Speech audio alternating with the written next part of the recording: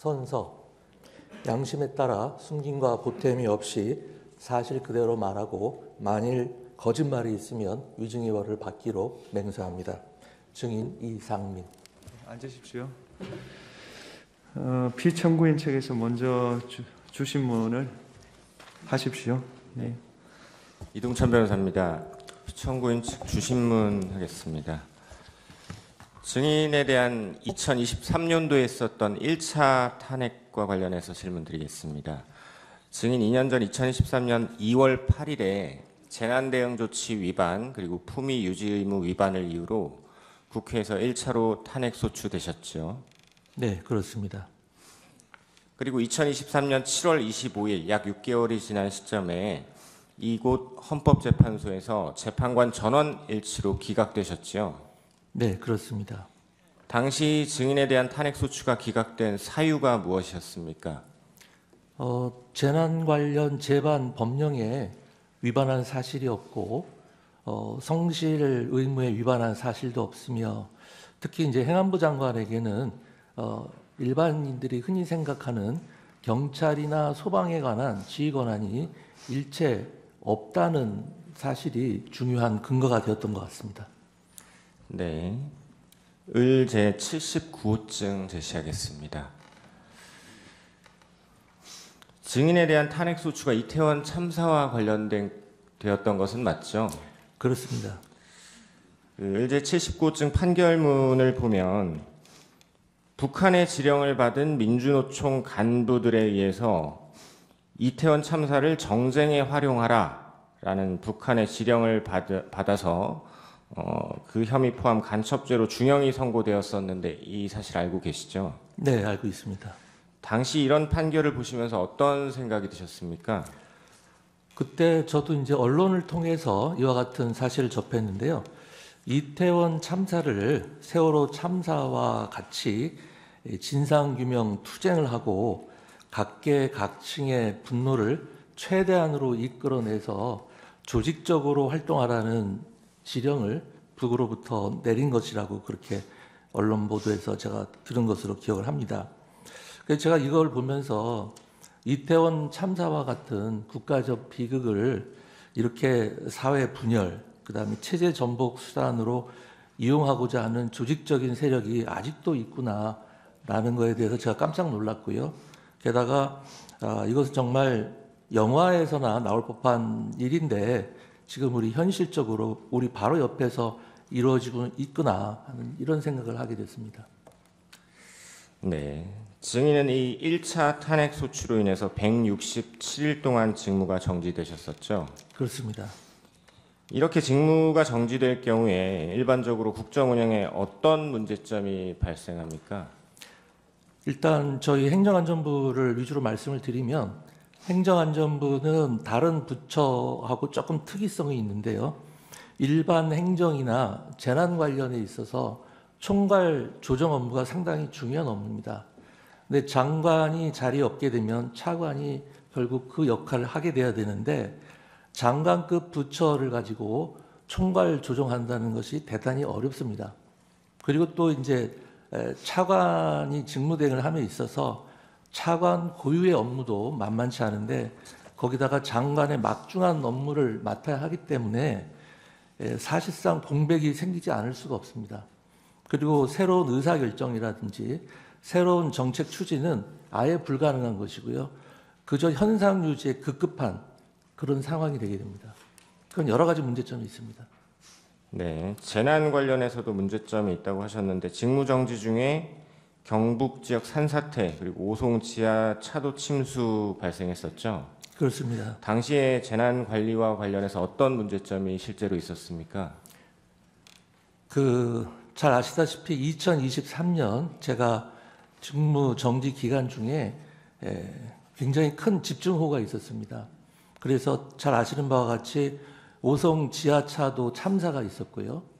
경북 산사태에서 많은 분들이 희생하고 사망이 됐는데 무려 53명이 그때 희생을 당했습니다.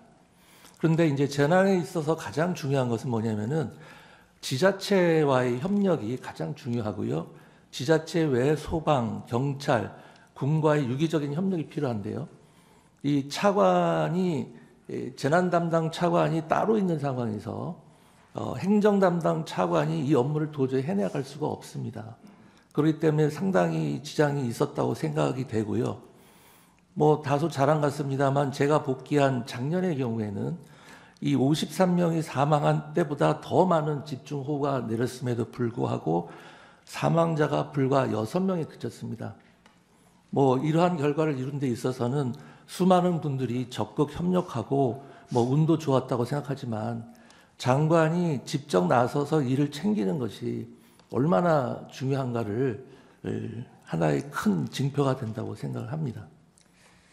네. 그리고 행안부 업무 중에 지방금융과 관련된 것도 있으시죠? 예, 저희가 새마을금고를 감독하고 있습니다. 그 2023년 7월에 새마을금고 뱅크런 사태 발생했었죠. 그렇습니다. 당시에는 어떤 문제가 구체적으로 있었습니까? 그 당시 새마을금고의 연체율이 급등하면서 거기 이제 가입자들이 예적금을 인출하는 소위 그 뱅크런 사태가 발생했습니다. 그 이유는 이제 연체율이 급등해서 예금자 보호 한도 범위 내로 지급받는 그런 상황을 피하기 위해서 사람들이 일거에 돈을 다 빼기 시작한 건데요. 그럴 경우에 그 예금 보호 한도가 5천만 원인가 그랬던 것 같은데 그런 한도를 풀어주고 그 다음에 기재부라든지 금감원, 금융위, 한국은행 등과 유기적인 협조를 해서 굵직굵직한 큰 정책을 결정을 하고 여러 가지 유기적인 협력이 필요한데 차관이 이런 장관급 기관들과 의사소통을 하는 데는 한계가 있었습니다. 그 당시에도 제가 직무에 있었으면 뭐 그때 잘 넘어가긴 했지만 조금 더 빨리 새마을금고 사태를 진정시킬 수 있지 않았을까 그런 생각을 하고 있습니다. 네.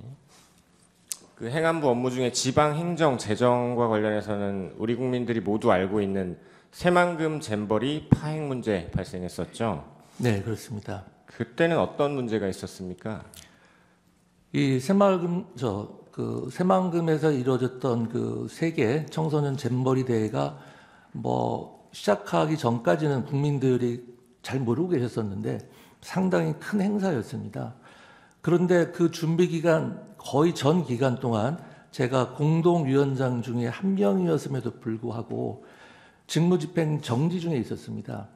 만일 그때 제가 직무집행 정지가 아니었으면은 현장에도 가보고 여러 가지 필요한 사항은 무엇인지 뭐 부족한 점은 무엇인지 일일이 다 챙겼을 텐데 차관이 아까 말씀드린 바와 같이 자기 업무하기도 벅찬데 제 업무까지 하다 보니까 이 잼버리 업무를 거의 잘 챙기지 못한 것 같습니다. 그러다 보니까 제가 이곳 헌재에서 탄핵 심판 기각 결정을 받은 것이 잼버리 개막일 불과 5일 전이었습니다. 그래서 제가 기각 판결 받자마자 이 잼버리 현장을 가 보니까 정말 준비 상황이라든지 이런 것들이 참담한 상황이었습니다. 하지만 준비 기간이 거의 없었고 그나마 대통령께서 적극 지원을 해주시고 저희 행안부에서도 여러 가지 재정적 지원을 해서 뭐 우리나라 전 국민, 뭐 종교단체, 기업, 지자체 협력으로 그나마 큰 문제 없이 잼버리 문제를 잘 해결해 나갈 수가 있었습니다. 네. 다음으로 증인에 대한 2차 탄핵과 비상계엄에 대해서 질문드리겠습니다.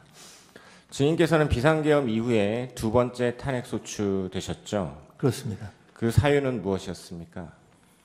뭐 내란에 동조했다는 건데요. 뭐 하도 황당해가지고 뭐 소추 사유는 읽어보지도 않았습니다.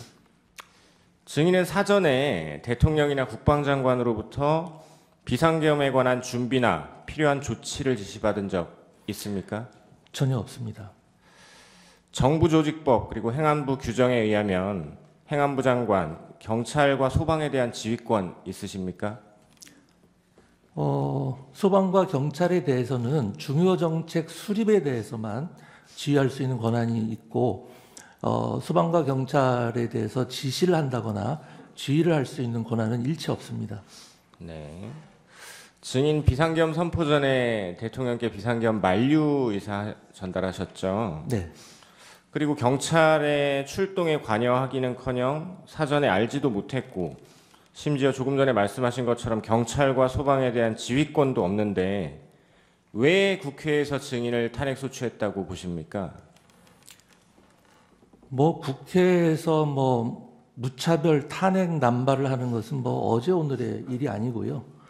결국은 국정을 방해하고 국정에 발목 잡기를 한다는 것은 대다수 국민들이 다 인식하고 있는 것이라고 생각을 합니다.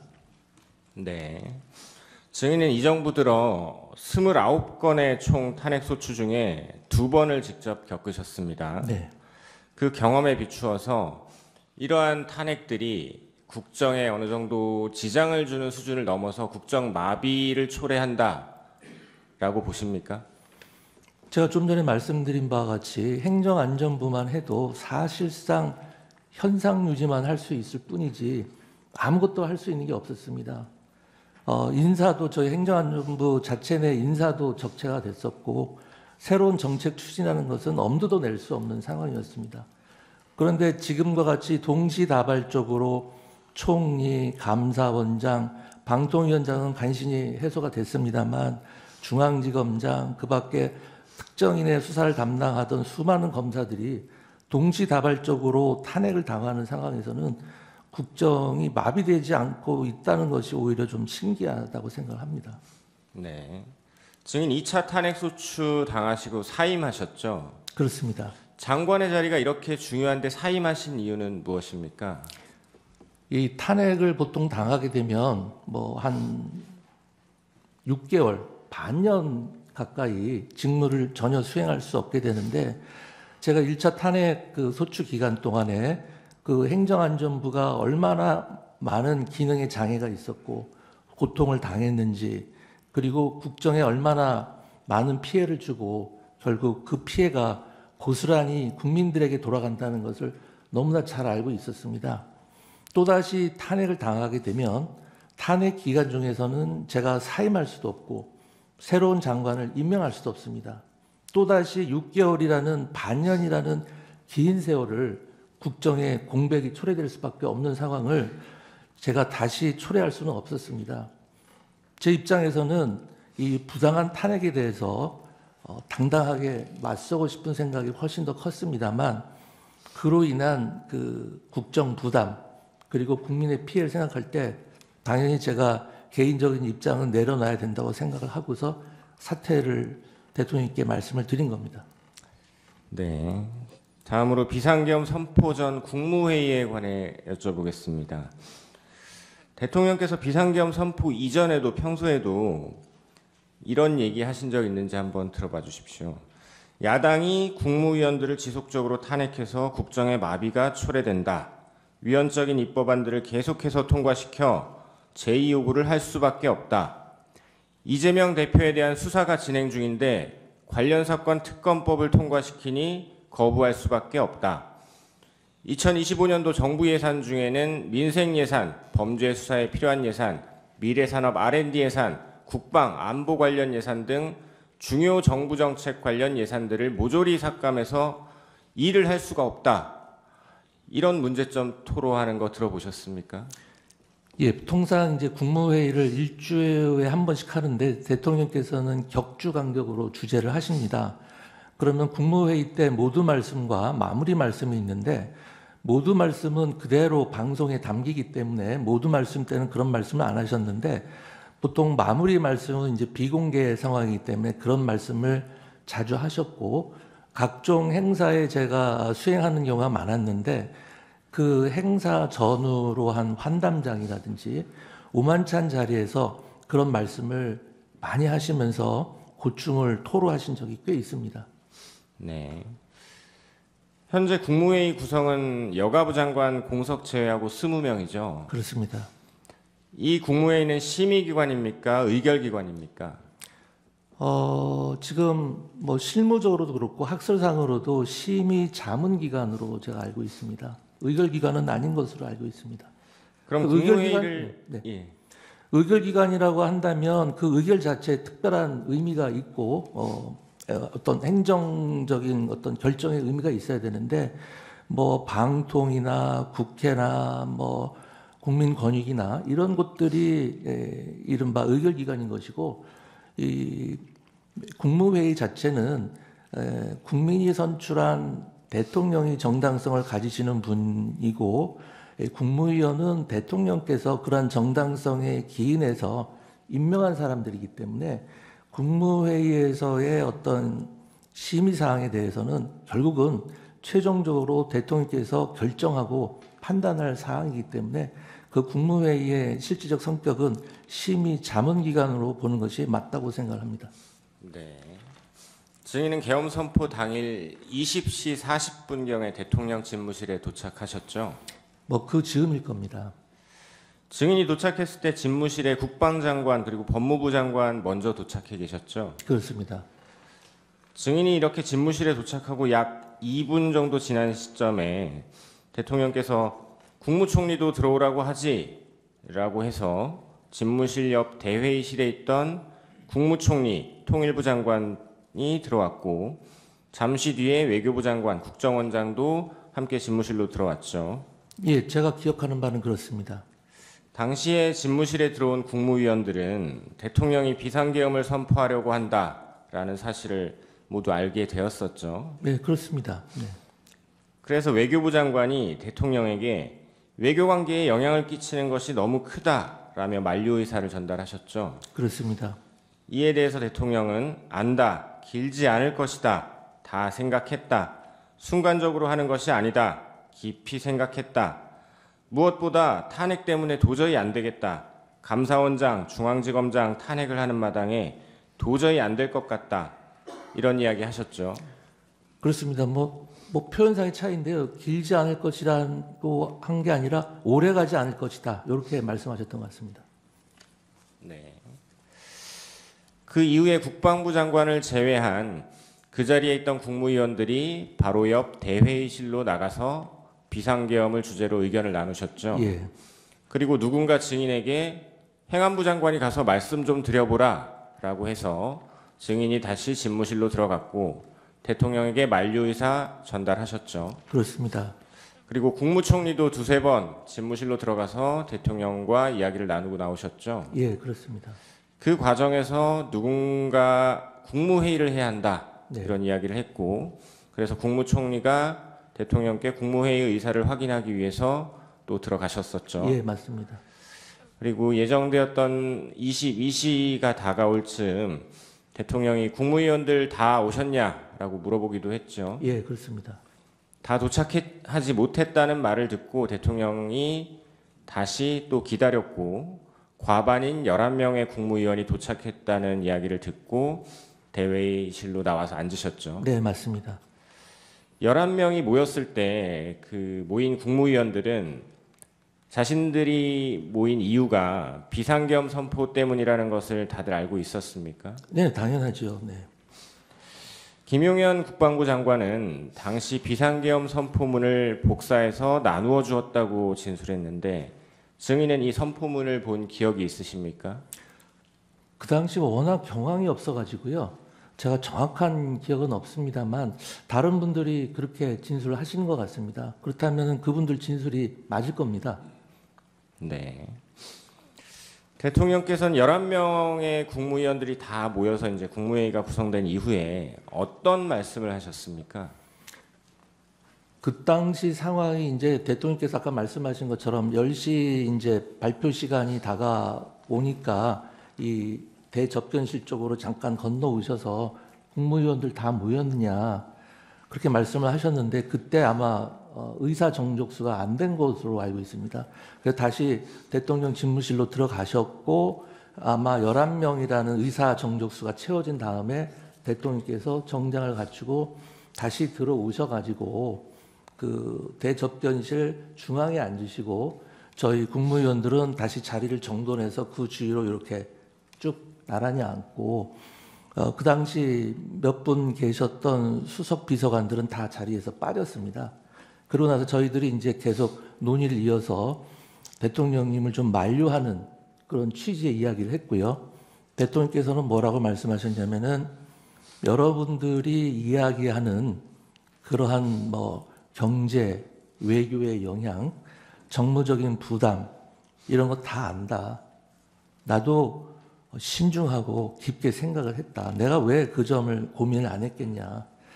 하지만 국무위원 개개인이 느끼는 상황인식, 위기감, 그리고 책임감과 국정을 총괄하는 대통령으로서 가지고 있는 상황인식과 위기감, 그리고 책임감은 차원이 다른 것이다.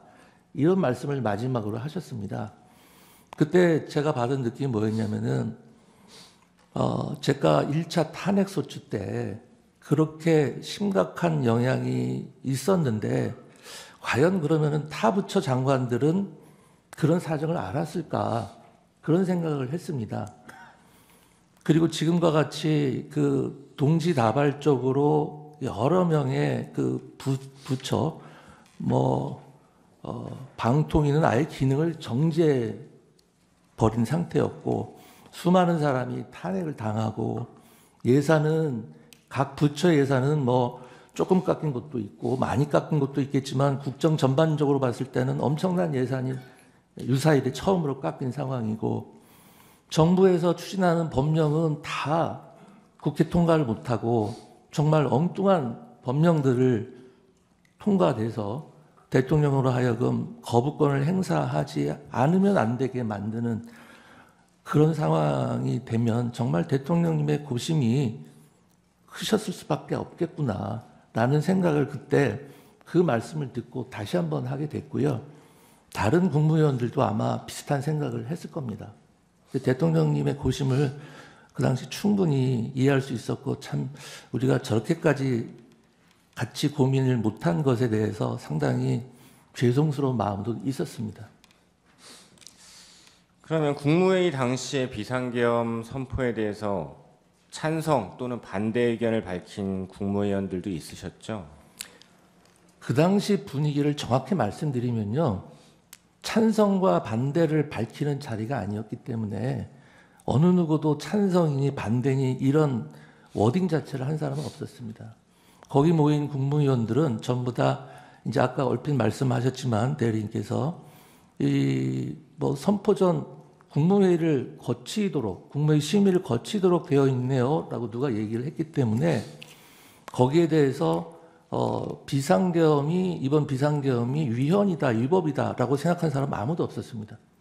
단지 이렇게 비상계엄이 약 45년 만에 선포됐을 때 국민들이 이것을 받아들일 수 있겠는가, 외교나 경제에 미치는 영향이 얼마나 크겠는가, 과연 이걸 추후 정무적인 부담이라든지 야당의 공세를 막아낼 수 있겠는가, 라는 것에 대해서 상당히 걱정과 우려를 했고, 그렇다면 대통령님을 우리가 만류해야 되지 않는가, 이런 상황이었습니다.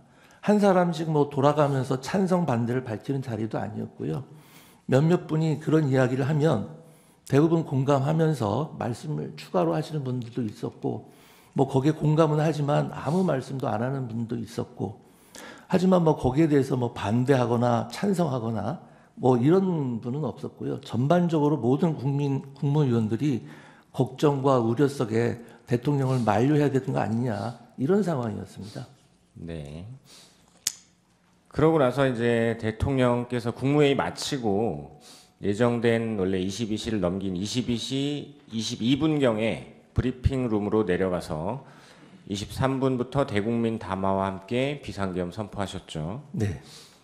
증인이 대통령 집무실에 도착한 20시 40분경부터 대통령이 비상계엄을 선포하러 대회의실을 떠난 22시 22분경까지 약 1시간 44분입니다. 이 시간 동안 11명의 국무위원들이 동시에 한자리에 앉아서는 아니지만 순차적으로 집무실 그리고 바로 옆 대회의실에서 대통령이 어떤 이유로 비상계엄을 선포하려 한다라는 걸 설명하시고, 비상계엄 선포에 관한 총리, 기타 국무위원들의 의견이 대통령에게 전달되고 다시 그에 대해서 대통령이 자신의 의견을 밝히기도 한 거죠. 네, 그렇습니다. 이게 한꺼번에 모인 게 아니라 국무위원들이 이제 순차적으로 왔기 때문에 늦게 온 국무위원들은 옆자리에 있는 국무위원들이 지금 무슨 상황이냐, 무슨 얘기가 오고 갔냐 해서 두 분이서 이야기를 하면서 다들 업데이트가 되어 있는 상태였습니다. 네. 당시에 증인 외에도 다른 국무위원들도 국무위원 서로 간에 논의를 하고 일부 국무위원들은 대통령에게 의견을 전달하기도 했었죠. 그렇습니다. 아까 말씀드린 바와 같이 저도 한번 들어갔다 왔고요. 총리님도 뭐 두세 번 정도 들어갔다 오신 것으로 제가 기억을 합니다. 네. 그럼 국무회의 주관부처 장관이시죠? 네, 셨죠. 예. 주관부처 장관으로서 보셨을 때 비상계엄 선포 전 국무회의 이거 유효하다고 보십니까?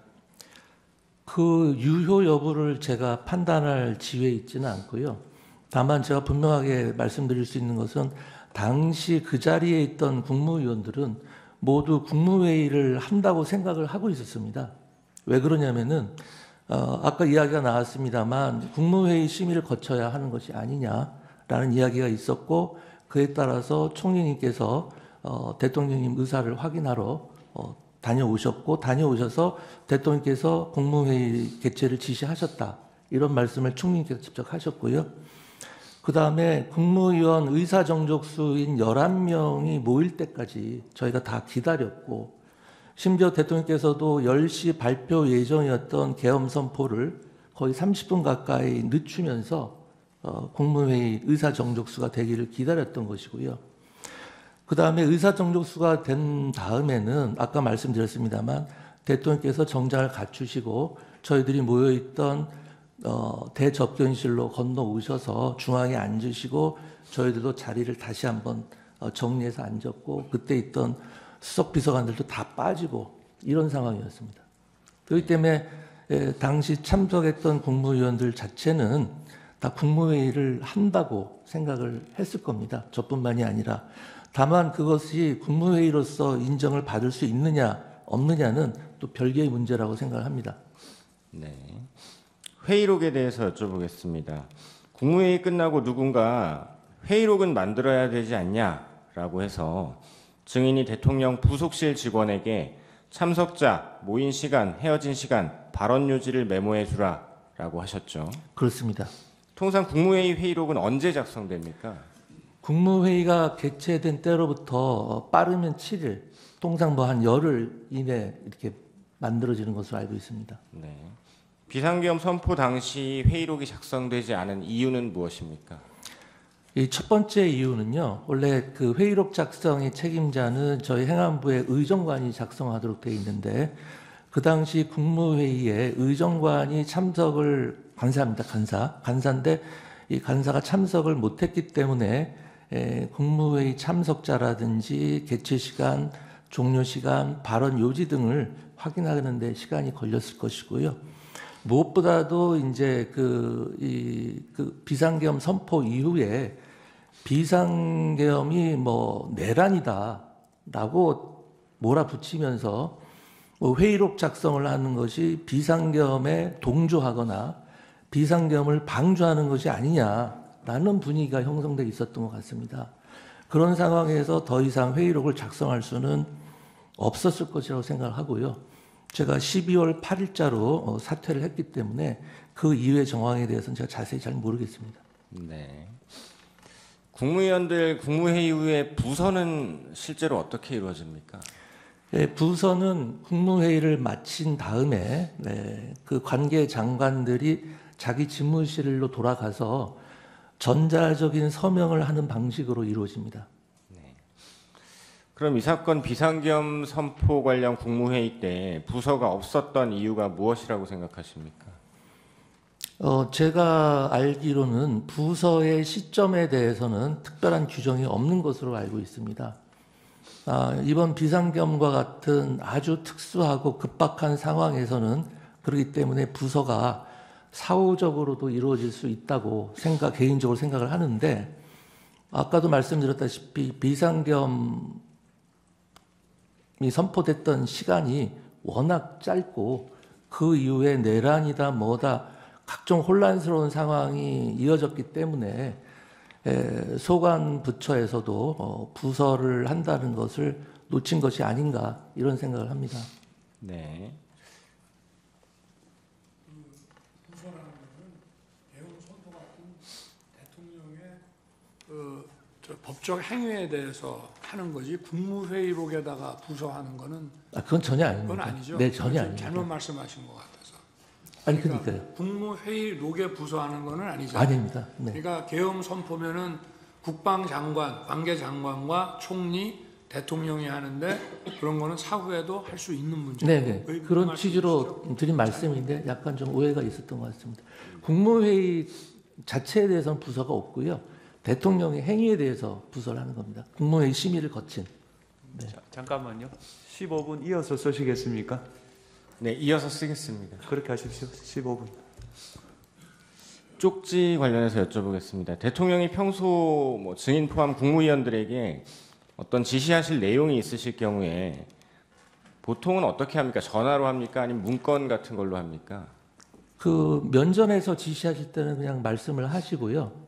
그 다음에 경우에 따라서는 급한 일 같으면 전화로 말씀하시는 경우도 있으십니다. 그리고 보통은 이제 정식 개통을 통해서 지시사항이 이렇게 문서로 내려옵니다. 네. 증인은 비상계엄 선포 전후로 대통령 집무실에서 대통령 또는 국방부 장관으로부터 비상계엄과 관련된 어떤 지시사항이 기재된 쪽지 받으신 적 있으십니까? 전혀 없습니다. 그러면 대통령이나 국방부 장관이 쪽지를 주진 않았지만 보여주면서 어떤 지시 내용을 알려준 적은 있습니까? 그런 사실도 전혀 없고요. 뭐 이번 대통령에 대한 검찰의 공소장을 보니까 뭐 보여줬다는 얘기가 나오는데 대통령이 주면 주지 뭘 보여주고 뭐 그렇게는 상식적으로 저는 납득이 안 갑니다. 네. 대통령이나 국방부 장관으로부터 언론사 등 특정 건물에 대한 단수에 대한 조치를 구두로라도 지시받은 적 있습니까? 전혀 없습니다. 그런데 언론을 보면 증인께서 소방청장에게 몇 군데 단수를 지시했다는 이야기가 계속 나오는데 소방청장과 통화는 하셨죠? 통화했습니다. 왜 통화하신 거고 어떤 이야기 했는지 말씀해 주실 수 있습니까? 조금 설명이 필요한데요. 제가 대통령실에서 종이 쪽지 몇 개를 좀 멀리서 이렇게 본 게 있습니다. 그런데 그 쪽지 중에는 소방청 단전 단수 이런 내용이 적혀져 있었습니다. 그때가 언제였냐면은 제가 대통령님께 이제 그 국무위원들의 분위기, 국무위원들이 생각하는 거 그런 만류하러 들어간 자리에서 짧게 한 1, 2분 머물 때 잠깐 얼핏 보게 된 건데요. 그리고 나서 이제 비상계엄이 선포가 되고 제가 이제 광화문으로 돌아가는 제 차 안에서 그 쪽지 본 게 생각이 났습니다. 그런데 그 쪽지가 어떤 맥락에서 작성이 되고 어떤 의미인지는 잘 모르겠지만 제가 본 대로 만약에 단전 단수를 소방이 한다고 할 경우에 이것을 무작정 하게 되면 거기 국민들에게 큰 안전사고가 발생할 수도 있겠다. 경우에 따라서는 큰 인사사고가 갑자기 단전 단수를 하면 인사사고가 발생할 수 있겠다라는 생각이 들었고 사무실로 돌아가는 내내 그게 굉장히 마음에 쓰였습니다. 그래서 사무실로 돌아간 다음에 이제 큰 사건 사고고 접수된 거는 없는지 어떤 각종 시위나 충돌 같은 상황은 없는지 그런 상황이 전반적으로 궁금해서 제가 경찰청장과 소방청장에게 차례로 전화를 했습니다. 소방청장에게 전화하면서도 그런 것들을 물어본 다음에 아까 그 쪽지가 생각이 또 나고 걱정이 돼서 만일의 경우를 대비해서 국민의 안전에 대해서 최우선적으로 그리고 꼼꼼히 챙겨달라는 취지에 당부를 한 거고 뭐 언론이나 이런 데서 일부 보도되는 것처럼 제가 소방청장에게 단전 단수를 지시한 것이 아닙니다. 아까 말씀드렸습니다만 행정안전부 장관에게는 소방청장을 지휘하거나 어떤 지시를 할 권한이 전혀 없습니다. 그리고 제가 2년 넘게 행정안전부 장관으로 재임하면서 역대 소방청장이나 지금의 허석권 소방청장님에게 어떠한 지시를 한다거나 뭘 하세요, 하지 마세요 이런 이야기를 일체 한 적이 없습니다. 만일 대통령께서 저한테 어떤 지시를 했다면 비상계엄이라는 그런 급박한 상황에서 제가 최대한 신속하게 소방청장에게 그러한 내용을 전달을 하지 대통령의 지시사항을 무려 2시간 넘게 뭉개고 있다가 소방청장에게 전화하는 기회에 갑자기 전달하지는 않았을 겁니다. 그리고 무엇보다 제게 소방청장을 지휘하거나 여태까지 그런 적이 한 번도 없었기 때문에 그런 얘기를 한다고 하더라도 제가 지시하는 형태가 아니라 대통령님의 지시사항을 내가 전달하는 것이다. 이렇게 얘기를 했을 겁니다. 네.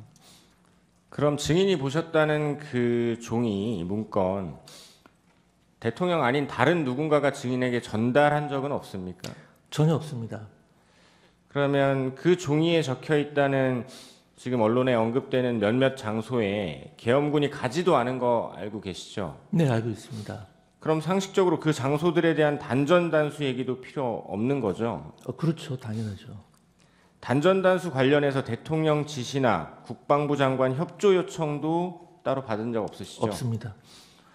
대통령이 단전단수가 만약에 필요했다라고 생각하면 증인에게 직접 지시를 하셨을 텐데 직접 지시하지 않으신 이유가 뭐라고 생각하십니까?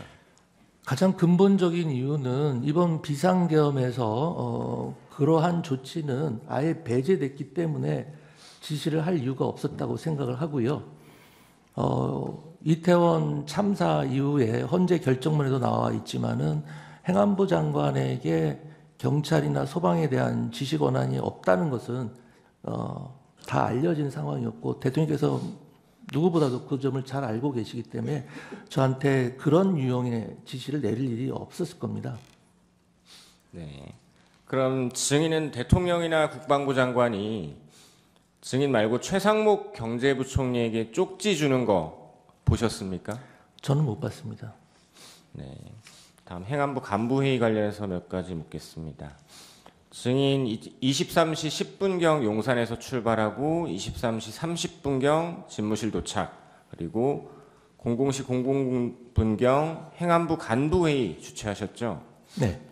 간부회의에서 경찰국장이 경찰이 의원, 보좌관, 언론인들을 신분이 확인되면 국회에 출입시키고 있다라고 이야기했었죠? 네, 그렇습니다. 간부회의에서 경찰이나 소방 담당자에게 증인께서 단전단수 방법을 알아보라거나 단전단수를 하라거나 이런 지시한 적 있으십니까? 그런 적 일체 없습니다. 네, 계엄 해제 이후의 대통령과의 통화에 대해서 여쭙겠습니다. 증인 2024년 12월 4일 13시 06분경 대통령에게 전화하신 적 있으시죠? 네, 있습니다. 당시에 증인 대통령에게 어떤 이야기 하셨나요? 제가 그때 대통령께 드린 말씀은 대통령님 계엄 해제는 신속히 해제를 정말 잘하신 것 같습니다 라고 말씀을 드렸더니 대통령께서 하시는 말씀이 그래 말이야 그렇지 않아도 좀 전에 서울청장인지 경찰청장인지 하고도 통화를 했는데 신속하게 의원들을 출입을 시켜서 계엄이 빨리 해제되고 그 덕에 유혈 사태, 최악의 경우에 유혈 사태도 일어나지 않고 잘 해결된 것 같다. 그래서 그 서울청장인지 경찰청장인지를 잘했다고 칭찬해 줬다. 이런 취지의 말씀을 하셨습니다. 네. 그리고 같은 날 13시 45분경에 이번에는 대통령이 증인에게 전화하셨죠. 네네. 그때 대통령이 이 비상계엄 선포와 관련된 어떤 소회를 이야기하시면서 했던 이야기 기억나십니까? 그때는 뭐 정확히 기억 안 나는데 그 아까 좀 전에 전화했을 때 하고 비슷한 취지의 말씀을 하셨습니다. 뭐 정말 절박했다. 예, 탄핵 예, 때문에 예. 도저히 어떻게 해볼 도리가 없다 이런 이야기 하셨었죠. 네. 그러면서 뭐 그렇게 말씀하시면서 참 지금 뭐 내란 이야기가 나오고 있는데 참 황당하다. 뭐 이런 말씀도 하셨다는 것 같습니다. 네, 남은 시간 제주 때 쓰겠습니다. 저 청구인 주신문 뭐 그대로 쓰시든지 붙여서 쓰시든지 그건 알아서 하십시오. 네. 저희 준비한 주신문 묻기 전에 피청구인 주신문 사항에 대해서 몇 가지 좀 확인하고 시작하겠습니다. 증인 이번에 계엄 이후에 2차 탄핵 소추안 발의 후에 사임하셨잖아요. 그렇습니다. 네. 이 사직서는 국무위원 중에 증인만 제출한 것입니까? 아니면 다른 국무위원도 일괄 제출한 겁니까? 그 계엄 선포 다음 날 총리님 주재로 저희 국무위원들 간담회가 있었습니다. 거기서 일괄 사표를 제출하냐 마냐 갑론을박이 있었고요. 네. 그 자리에서 결정된 것은 총리님께 모든 것을 위임하자 이렇게 됐었고 개별적으로 사표를 제출한 사람은 없는 것으로 알고 있고요. 네. 저 같은 경우는 탄핵 소추가 발의가 되었고 아까 말씀드린 주신문에서 있었던 것과 같은 상황이 있어서 제가 사표를 제출했던 것으로 알고 개별적으로 있고 사직서를 네, 제출한 그렇습니다. 분은 증인만 그렇게 한 것으로 알고 있다는 제가 뜻입니까? 알기로는 그렇습니다. 네, 알겠습니다. 주신문에서 대통령이 계엄 선포 이전에도 국무회의에서 아까 뭐 모두 발언 말고 공개되지 않는 그 마치는 발언에서는 뭐 이런 얘기들을 하셨다 그러면서 그 중에 이재명 대표에 대한 수사가 진행 중인데 관련 사건 특검법을 통과시키니 거부할 수밖에 없다. 이런 얘기도 하신 것으로 지금 대리인께서 물으실 때 그렇다고 대답을 하셨는데 이재명 대표 수사 관련해서 관련 사건 특검법이라는 게 뭔가요? 이재명 대표에 대한 수사를 못하게 하는 특검법안이 있었습니까? 뭐 그 자세한 내용은 모르겠는데요. 아까 말씀드린 바와 같이 그거 모르시면서 뭐 아니요. 그렇다고 맞다고 대답을 아니 하세요. 정확히 들어보십시오. 국무회의 후반 그다음에 다른 행사의 환담회 전후 그다음에 네. 오만찬에서 그런 취지의 말씀을 하셨고 그 대통령께서 어떤 취지로 말씀하셨는지 제가 잘 모르죠. 그게 지금 대리인께서 말씀하시는 부분에 대해서 지금 아시기로는 그런 특검법안이 있었습니까? 잘 모르겠습니다. 저는.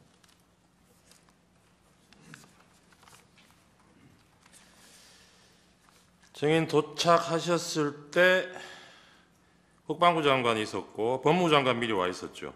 그렇습니다. 그리고 국무총리도 와 있었고요. 네. 한 7명 정도 모인 상태였던 것 같은데 그때가 한 8시 40분? 아마 8시 40분 조금 지난 시간이었을 겁니다. 이 7명이 증인도 마찬가지 증인 포함해서요. 이 7명이 이날 국무회의를 한다고 알고 온 사람이 있었습니까? 다른 분은 잘 모르겠고요. 네. 저는 국무회의를 한다고 간 것은 아닙니다. 그렇죠. 네. 그리고 여기서 뭐 이 단계에서 이 시점에서 다른 국무위원들 마저 도착할 때까지 국무회의 정족수 채우기 위해서 그거 기다리고 있던 상황도 아니죠. 맨 처음에 대통령 집무실에 모였을 때는 그렇습니다. 그렇죠. 네. 그 나중에 국무총리가 한덕수 총리가 이거는 뭐 누군지 모르겠지만 국무회의 거쳐야 되는 거 아니냐는 얘기가 나와서 그때 나머지 국무위원들 부르기 시작한 거고 그 이전 상황에서는 이거 국무회의 전제로 뭐 다른 국무위원들 기다리고 있거나 이런 상황은 아니었던 거죠. 제 기억은 그랬던 것 같습니다. 국무회의를 해야 국무회의 심의를 거쳐야 된다. 누군가 네, 얘기를 네, 했고 그래서 우리가 총님한테 총님 들어가서 대통령께 한번 여쭤보시죠. 알겠습니다. 뭐 그렇게 됐던 것 같습니다. 증인 도착해서 보니까 그때 밤 10시에 22시에 계엄 선포 대국민 담화를 한다는 계획이었다는 거 확인하셨을 거 아닙니까? 네, 그렇습니다. 근데 증인이 도착하신 게 8시 40분 좀 넘었고 네, 그 당시에는 7명 정도만 모였고 네, 나머지 국무위원들 부르기 시작한 거는 제가 기록상 보니까 9시 20분 이후인 것 같아요. 그 최상목 부총리가 그 뒤에 제일 먼저 도착한 사람 같은데 거기도 전화 받은 게 9시 35분이라 그래요. 뭐 그런 내용은 제가 자세히 잘 그러니까요. 모릅니다. 이 처음에 대국민 담화를 10시로 잡았을 때는 그 전에 국무회의를 거친다 이런 계획은 없었던 걸로 봐야 되겠죠. 그건 제가 모르겠습니다. 대통령께서 시간상으로 그렇다는 겁니다. 네, 어떤 생각을 갖고 계셨는지 잘 알 수가 없습니다. 네.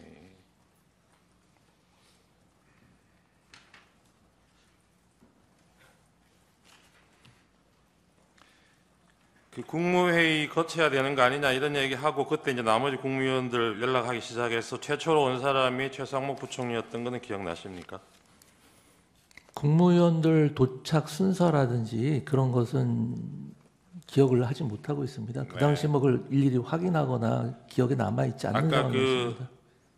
뭐 단전 단수 관련해서 뭐 쪽지 보셨다는 거예요. 네, 그 쪽지 말고 계엄 선포 자체에 대해서 뭐 검토한 문건이라든가 이런 문서는 혹시 그날 그 자리에서 보신 적 있습니까? 그 검토한 문건이라기보다 제가 최초로 대통령 집무실에 도착했을 때 그 또 책상에 있는 걸 문건을 하나 봤는데 네. 그게 지금 와서 보면 그게 계엄 선포문 아닌가 네, 싶습니다. 네, 네. 이제 비상 계엄 이렇게 써여 있었고요. 그러면 그날 증인이 보신 문건이라는 게 이 계엄 선포문 지금 말씀하신 거하고 네. 아까 단전 단수 쓰여 있던 네, 그 네, 문건하고 그렇습니다. 또 뭐 있었습니까? 없었습니다. 그렇게만 있었어요. 네. 그 문건 자체는 여러 장이 있었는데요. 네, 알겠습니다. 제가 본 거는 그렇습니다. 그 국무위원들이 뭐 만류하는 국무위원들이 많았지 않습니까? 네. 그죠? 증인도 그러셨다는 거고 네. 그렇게 국무위원들이 반대를 하면 피청구인이 그때 계획을 변경할 생각이 있어 보이던가요? 아까 말씀드린 바와 같이 반대라는 표현은 적절치가 않고요. 저희들이 이제 그 만류를 하면 네네 만류를 하면 모르겠습니다. 저희들은 어쨌든 너무 정무적인 부담이 클 것으로 국무위원들은 대체적으로 다 그렇게 생각을 했고요. 네, 그 알겠습니다. 만류하면은 뭐 만류할 수도 있겠다고 생각했는데 네. 대통령님이 다 고려를 하신 네, 사안이고 알겠습니다. 아까 31방에서 피청구인 대리인께서 증인이 도착한 8시 40분부터 선포하러 피청구인이 회의실 떠난 22시 22분경까지 마치 뭐 1시간 44분 동안 국무회의가 개최된 것처럼 이렇게 물으셨는데 실제로 정족수 채워져서 대통령 내려갈 때까지 시간은 5분이죠. 네 그렇다고 들었습니다. 네. 그 5분 동안에 그 5분 동안에도 대통령이 얘기를 많이 하셨죠. 그러니까 이제 그 국무위원들이 어떤 생각을 가지고 있고 어떤 이야기를 한다는 것은 대통령께서 다 전달을 받으셨고요. 그 자리에서 처음에도 뭐 한번 대통령 제고해 주십시오 이런 어쨌든 정도의 이걸 얘기가 뭐 있었던 것 국무회의라고 같고요. 볼 수 있을지는 모르겠는데 국무회의라고 볼 수 있다고 치더라도 네. 5분이잖아요. 네. 그 5분 안에 대통령이 자기 생각 설명하고 국무위원들 그렇습니다. 어떻게 생각하는지 의견 말해보라고 기회를 준 적이 있습니까? 그렇지는 않고요. 아까 말씀드린 바와 같이 국무위원들이 모였을 때 네. 그 우려의 목소리를 다시 한번 알겠습니다. 전달을 했고요. 지난번에 대통령께서 김영현 말씀하신 증인 여기 겁니다. 나와서 증언하신 내용 중에 증인 관련된 부분 증인도 들으셨을 거예요. 네, 들었습니다. 행안부 장관한테도 그 문건을 작성해서 줬다고 얘기를 했습니다. 이 줬다고 김영현 잠깐만요. 증인이 얘기한 이 아니, 문건이 잠깐만요. 저도 분명히 들었는데요. 네. 저에게 줬다는 진술은 하지 않으셨습니다. 그러면 이 뭐 줬다는 걸 떠나서 네. 이 김영현 증인이 얘기한 문건이 아까 증인이 봤다는 단전 단수 기재되어 있는 그 문건이라고 생각하십니까? 그건 모르겠습니다. 김용현 장관님이 어떤 문건을 작성했는지 제가 알지 못합니다. 전혀. 네. 아까 국무회의가 무슨 대통령에 대한 자문기관인 것처럼 그렇게 말씀하시던데 증인 그동안 국무회의에서 의결해 보신 적 없어요? 그 의결 보통 심의 의결 이렇게 표현을 하죠. 그러니까요. 근데 거기서의 의결이라는 것은 제가 아까 말씀드린 국무회의 규정에 국회라든지 좀 과반수 말씀을 출석으로- 끝까지 들어보시죠. 예. 여기 국회가 아니지 않습니까? 네. 국회처럼 뭐 질문하고 말 저희 끊고 시간이 이렇게 한정돼 하시면 있어서 안 되죠. 그렇습니다. 시간이 충분하면 저희 그럼 효율적으로 질문을 하시면 되죠. 네네. 네, 국무회의 규정이 있다는 건 아시죠? 알고 있습니다. 네, 거기에 구성원 과반수 출석으로 개의하고 출석 구성원 3분의 2 이상의 찬성으로 의견한다. 의사 정족수, 의결 정족수 이렇게 규정하고 있는 건 아시죠? 네, 알고 있습니다. 네. 증인 이날 대통령실에서 그 대통령 대국민 담화 보고 다른 국무위원들은 뭐 10시 40분, 50분 이 무렵에 자리를 떠서 자기 부처로 돌아갔는데 증인은 용산에서 출발한 시간을 23시 10분경이라고 그러셨어요. 다른 분들보다 좀 늦어진 이유가 뭡니까? 다른 분들보다 늦은 것은 전혀 아니고요. 이제 국무회의가 끝난 다음에 다들 사실 망연자실한 상태에서 3-3호 흩어져서 나가기 시작했고요. 저도 다른 국무위원들과 같이 나왔습니다. 네, 알겠습니다. 그래서 집무실에 도착하신 게 11시 반경이죠? 네, 11시 반. 간부 회의는 12시에 시작됐고요. 예. 그 30분 동안 뭐 하셨습니까? 아까 말씀드린 바와 같이 이제 경찰청장, 소방청장과 네, 통화도 통화도 그때 하셨다는 했고요. 거군요. 네, 그렇습니다. 네, 알겠습니다. 아까 그 간부회에서 경찰국장이 보고했다 그랬나요? 지금 네. 국회의원들 뭐 출입 통제 안 하고 있다고, 네, 출입을 하고 있다고 그랬습니다. 출입하고 있다고 그랬죠. 네네. 근데 나중에 실제 상황하고 비교해 보니까 이 보고가 맞던가요? 나중에 실제 다 출입이 됐으니까 경찰에서 190명이 출입이- 모인 것 아니겠습니까? 경찰에서 전면 통제하다가 일시 출입 허용했던 시간이 23시 07분부터 23시 36분이고요. 네. 포고령 발령되고 나서는 23시 36분부터 다시 전면 통제했습니다.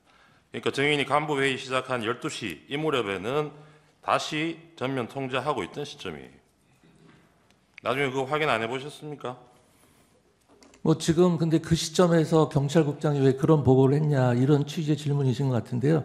그것은 경찰국장에게 확인해 보시면 될 것 같습니다. 실제로 그렇게 저한테 보고를 했습니다. 모든 간부들이 모인 네, 자리에서. 알겠습니다. 아까 그 단전 단수 적혀 있던 쪽지는 구체적으로 어디에 있었습니까? 대통령 집무실입니까? 여기 적혀 집무실입니다. 있습니까? 집무실, 네, 집무실이 어디에? 어디 위에 놓여 있어요? 집무실 대통령 탁자에 이렇게 대통령 탁자인가요? 아니면 이 원탁 위인가요? 원탁 말한 원탁 위에. 네. 그 단전 단수에 소방청장 문구도 있었습니까? 제일 머릿말이 그랬던 것 같습니다. 그래요? 네. 머릿말이라는 게 그럼 제목같이 예, 그렇습니다. 소방청장 이렇게 돼 있었습니까?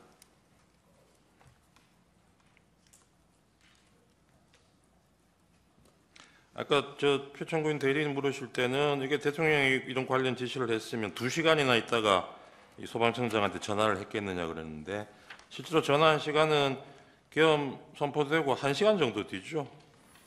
예, 계엄 11시 선포로부터는 예, 37분 그렇습니다. 그렇죠. 그 소방청장 통화하기 직전에 경찰청장하고도 통화하셨죠. 그렇습니다. 아까 거기에 적혀 있던 장소 MBC 여론조사 꽃 기억나십니까? 네. 또 뭐 있었습니까? 한겨레, 한겨레도 경향신문, 있었던 것 같고요. JTBC 맞습니까? 뭐 대충 그 정도였을 겁니다. 예, 이런 장소에 아까 출동 안 한 걸로 알고 있다 그러셨는데요. 네. 다른 데는 몰라도 MBC하고 여론조사 꽃에는 계엄군이 출동을 했죠. 그건 확인 못 하셨어요? 그건 제가 몰랐던 사실입니다. 예. 여론조사 꽃에는 거기 계엄군 출동해서 한동안 머물렀고 MBC 쪽으로도 출동을 가다가 계엄 해제되는 바람에 돌아왔다고 그럽니다. 그런 내용은 확인 안 해보셨나요? 네, 그런 거 잘 모릅니다. 그리고 증인 그 다음 날 대통령하고 통화하면서 즉석 해제건이 즉석에서 받아들인 거 정말 잘하셨다 이렇게 얘기하셨다 그랬잖아요. 네. 즉석에서 받아들였는지 안 했는지 어떻게 아세요? 계엄 해제가 국회에서 요청이 해제된 게 이루어진 1시 이후에 3분입니다. 예, 바로 그리고 한 것으로 알고 있습니다. 그 한 10분 뒤에 1시 15분쯤 대통령이 그 합참 지휘통제실에 내려가서 한 30분 동안 머물러 있었다는 건 알고 계세요? 뭐 그런 내용에 대해서 자세히 잘 모릅니다. 거기서 무슨 얘기 했는지는 혹시 나중에 들으신 얘기 없습니까? 모릅니다. 네네. 이상입니다. 준비한 반대십니다. 주신문. 네. 21항을 좀 먼저 묻겠습니다. 아까 주신문에서 피청구인에 대한 공소장의 내용을 대강을 알고 계신 것 같아요. 보신 적이 있으세요? 다 보진 않고요. 제가 관계된 부분만 봤습니다. 예, 제가 다시 한번 읽어볼게요. 증인과 관련된 부분입니다. 피청구인이 대통령 집무실로 다시 들어온 증인에게 자정 무렵에 경향신문, 한겨레신문, MBC, JTBC 여론조사 꽃을 봉쇄하고 소방청을 통해 단전단수를 하라라는 내용이 기재된 문건을 보여줬다. 이렇게 기재되어 있는데 그렇게 말씀하셨거든요. 그런 정도는 알고 계신다는 거네요. 저한테 뭘 보여주거나 이런 적은 없다니고 아니, 말씀드렸는데. 이 공소장 내용을 네. 이 정도는 알고 계시는 아, 거죠? 네, 그렇습니다. 또 이런 내용도 있습니다. 증인이 경찰청장에게 전화해서 조치 사항을 확인한 다음 잠시만 이해드리겠습니다. 지금 공소장 피청구인 공소장에 대해서 어떤 근거로 말씀을 하시는 거죠? 아까 증인이 답변을 그렇게 하셨습니다. 공소장. 공소장 지금 내용을 얘기하고 계셔서 읽고 계셔서 증인이 답변을 그렇게 하셨어요. 공소장에는 이렇게 돼 있는데 자기가 알기로는 아니다. 이렇게 답변을 근데 하셨습니다. 지금 공소장 내용을 그대로 읽으시듯이 하고 계셔서 그걸 어디서 입수해서 어떤 근거로 지금 말씀하시는 건지 여쭙겠습니다. 공소장은 저희가 서정으로도 냈고요. 피청구인은 그 공소장 내용 모르세요, 대리님께서는? 저희는 알고 있습니다만 네. 몇 호증으로 내셨나요? 저희가 오늘 서정으로 냈습니다. 증거인부 안 했습니다. 제가 제시하지는 않았습니다. 네, 공소장 언급은 좀 피하면서 하시죠. 네. 예. 예, 알겠습니다. 그래서 증인은 12월 3일 날 밤 11시 34분경에 경찰청장 조지호와 통화한 사실이 있는데 그런 사실은 있지요? 네, 그렇습니다. 그리고 그 직전에 포고령이 선포된 것도 혹시 알고 계신가요?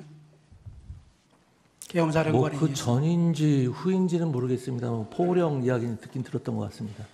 또 3분 뒤에 밤 11시 37분경에 소방청장 허석권에게도 전화했는데 네, 그런 사실은 있고요. 네, 그렇습니다. 그 다음에 오늘 처음 얘기하신 거거든요. 네, 그 문건에 단전 단수, 소방청장 이런 내용은 기억이 난다. 네, 네. 오늘 처음 말씀하신 거라서 그러면 그 소방청장이나 다른 뭐 경찰청장 이런 문건들이 있었다는 건가요? 제목으로 적혀 있는? 그 제가 본 거는 그걸 본 겁니다. 그리고 오늘 처음 얘기한 게 아니라요. 네. 이미 검찰에서 상세하게 다 진술을 한 내용입니다. 오늘 예. 말씀드린 내용은. 피청구인이 기소되기 직전에 증인 검찰에서 한 차례 더 조사 받으셨죠? 뭐 시기는 잘 모르겠습니다만 검찰에서 12월 16일 날 경찰청 수사단에서 네네. 조사받은 거 외에 네, 경찰에서 조사 받으셨고 그 이후에 기소된 것 같거든요. 제가 이제 그러니까- 경찰에서 한번 조사를 받았고요. 네. 그 다음에 그 이후에 1월일 겁니다. 1월 중순쯤에 검찰에서 또 조사를 받았고요. 그러면 검찰에서는 이런 얘기를 하셨다 이 다 말씀이신가요? 했습니다. 네, 다 했습니다. 상세하게 진술을 다 했습니다. 12월 3일 날 자정무렵에 간부회의, 행안부 간부회의 했다고 했잖아요. 네, 경찰국장과 재난안전관리본부 간부들도 참석했습니까? 그때 이제 서울에 있는 사람들은 서울 광화문 사무소로 모이고요. 세종에 있던 사람들은 세종에서 영상으로 참여를 했기 때문에 제가 누가 참여했는지는 일일이 확인을 못했습니다. 그 영상으로라도 이 두 사람은 두 관계자는 참석했냐고 묻는 겁니다. 그 영상은 발언하는 사람만 비추기 때문에 그냥 앉아 있는 사람 비추지 않기 때문에 누가 나와 있는지를 정확히 알 수가 없었습니다. 예. 그럼 경찰이나 소방에 대해서 어떤 내용을 확인하려면 그 간부회의도 참석했던 경찰국장이나 재난안전본부의 뭐 간부를 통해서 확인할 수도 있지 않습니까? 그 사람들이 그 회의에 참석할지 안 할지 제가 알 수가 없지 않습니까? 그날 자정무렵에 간부회의에 경찰국장 박현수는 참석하지 않았습니까? 아니 제가 실장 위주로 참석을 하라고 했고요. 이제 그 경찰국장이나 비상대비 정책국장 같은 경우는 제 직속 국장이기 때문에 그 사람들은 참석 대상이긴 한데 그 사람들이 갑자기 통보를 받고서 참석할지 안 할지 제가 알 수가 없죠. 그리고 제가 그 전화를 한 것은 그 회의 전이지 않습니까? 그 회의 전에 지금 안전이 가장 중요하기 때문에 지금 무슨 사건 사고가 있는지 어떤 시위나 폭력 사태는 발생한 게 없는지 그런 걸 확인한 겁니다. 예, 알겠습니다. 그러면 증인 소방청장에게 지금 아까 말씀드린 그런 장소에 대해서 단전 단수하라고 지시한 적은 없다는 말씀이세요? 그렇습니다. 그 문건을 본 기억이 나서 광화문 청사로 돌아가는 길에 염려가 됐다 이렇게 말씀하셨거든요. 계속 신경이 쓰였죠. 신경은 쓰였지만 어떤 조치도 하지는 않았어요. 제가 뭐 그걸 보고 조치해 그 문건이 어떤 문건인지도 모르겠고 어떤 맥락에서 작성된 건지도 모르고 대체 그게 뭘 하자는 건지도 몰랐습니다. 그러면 소방청장과 통화할 때 그 문건에 적혀 있는 내용에 대한 우려라든가 이런 걸 전달한 바가 전혀 없다는 말씀이신가요? 소방청장한테는 그렇게 얘기를 안 했는데요. 소방청장과 무슨 얘기를 했는지는 제가 검찰에서 상세히 진술을 했습니다. 다만 문제는 뭐냐면은 제가 국회에서나 이 자리에서 자세히 소방청장과의 대화 내용을 밝히기는 어려운데요. 왜 그러냐면은 현재 지금 이게 수사 중에 있고 이 소방청장과의 대화 내용 부분은 이 사건 탄핵 심판 사유하고 관련이 없다고 저는 판단하고 있습니다. 그리고 무엇보다도 이렇게 공개된 장소에서 제가 구체적인 사실을 진술을 하게 되면 소방청장에게 가이드라인을 준다. 혹은 소방청장의 향후 진술에 영향을 주려고 한다.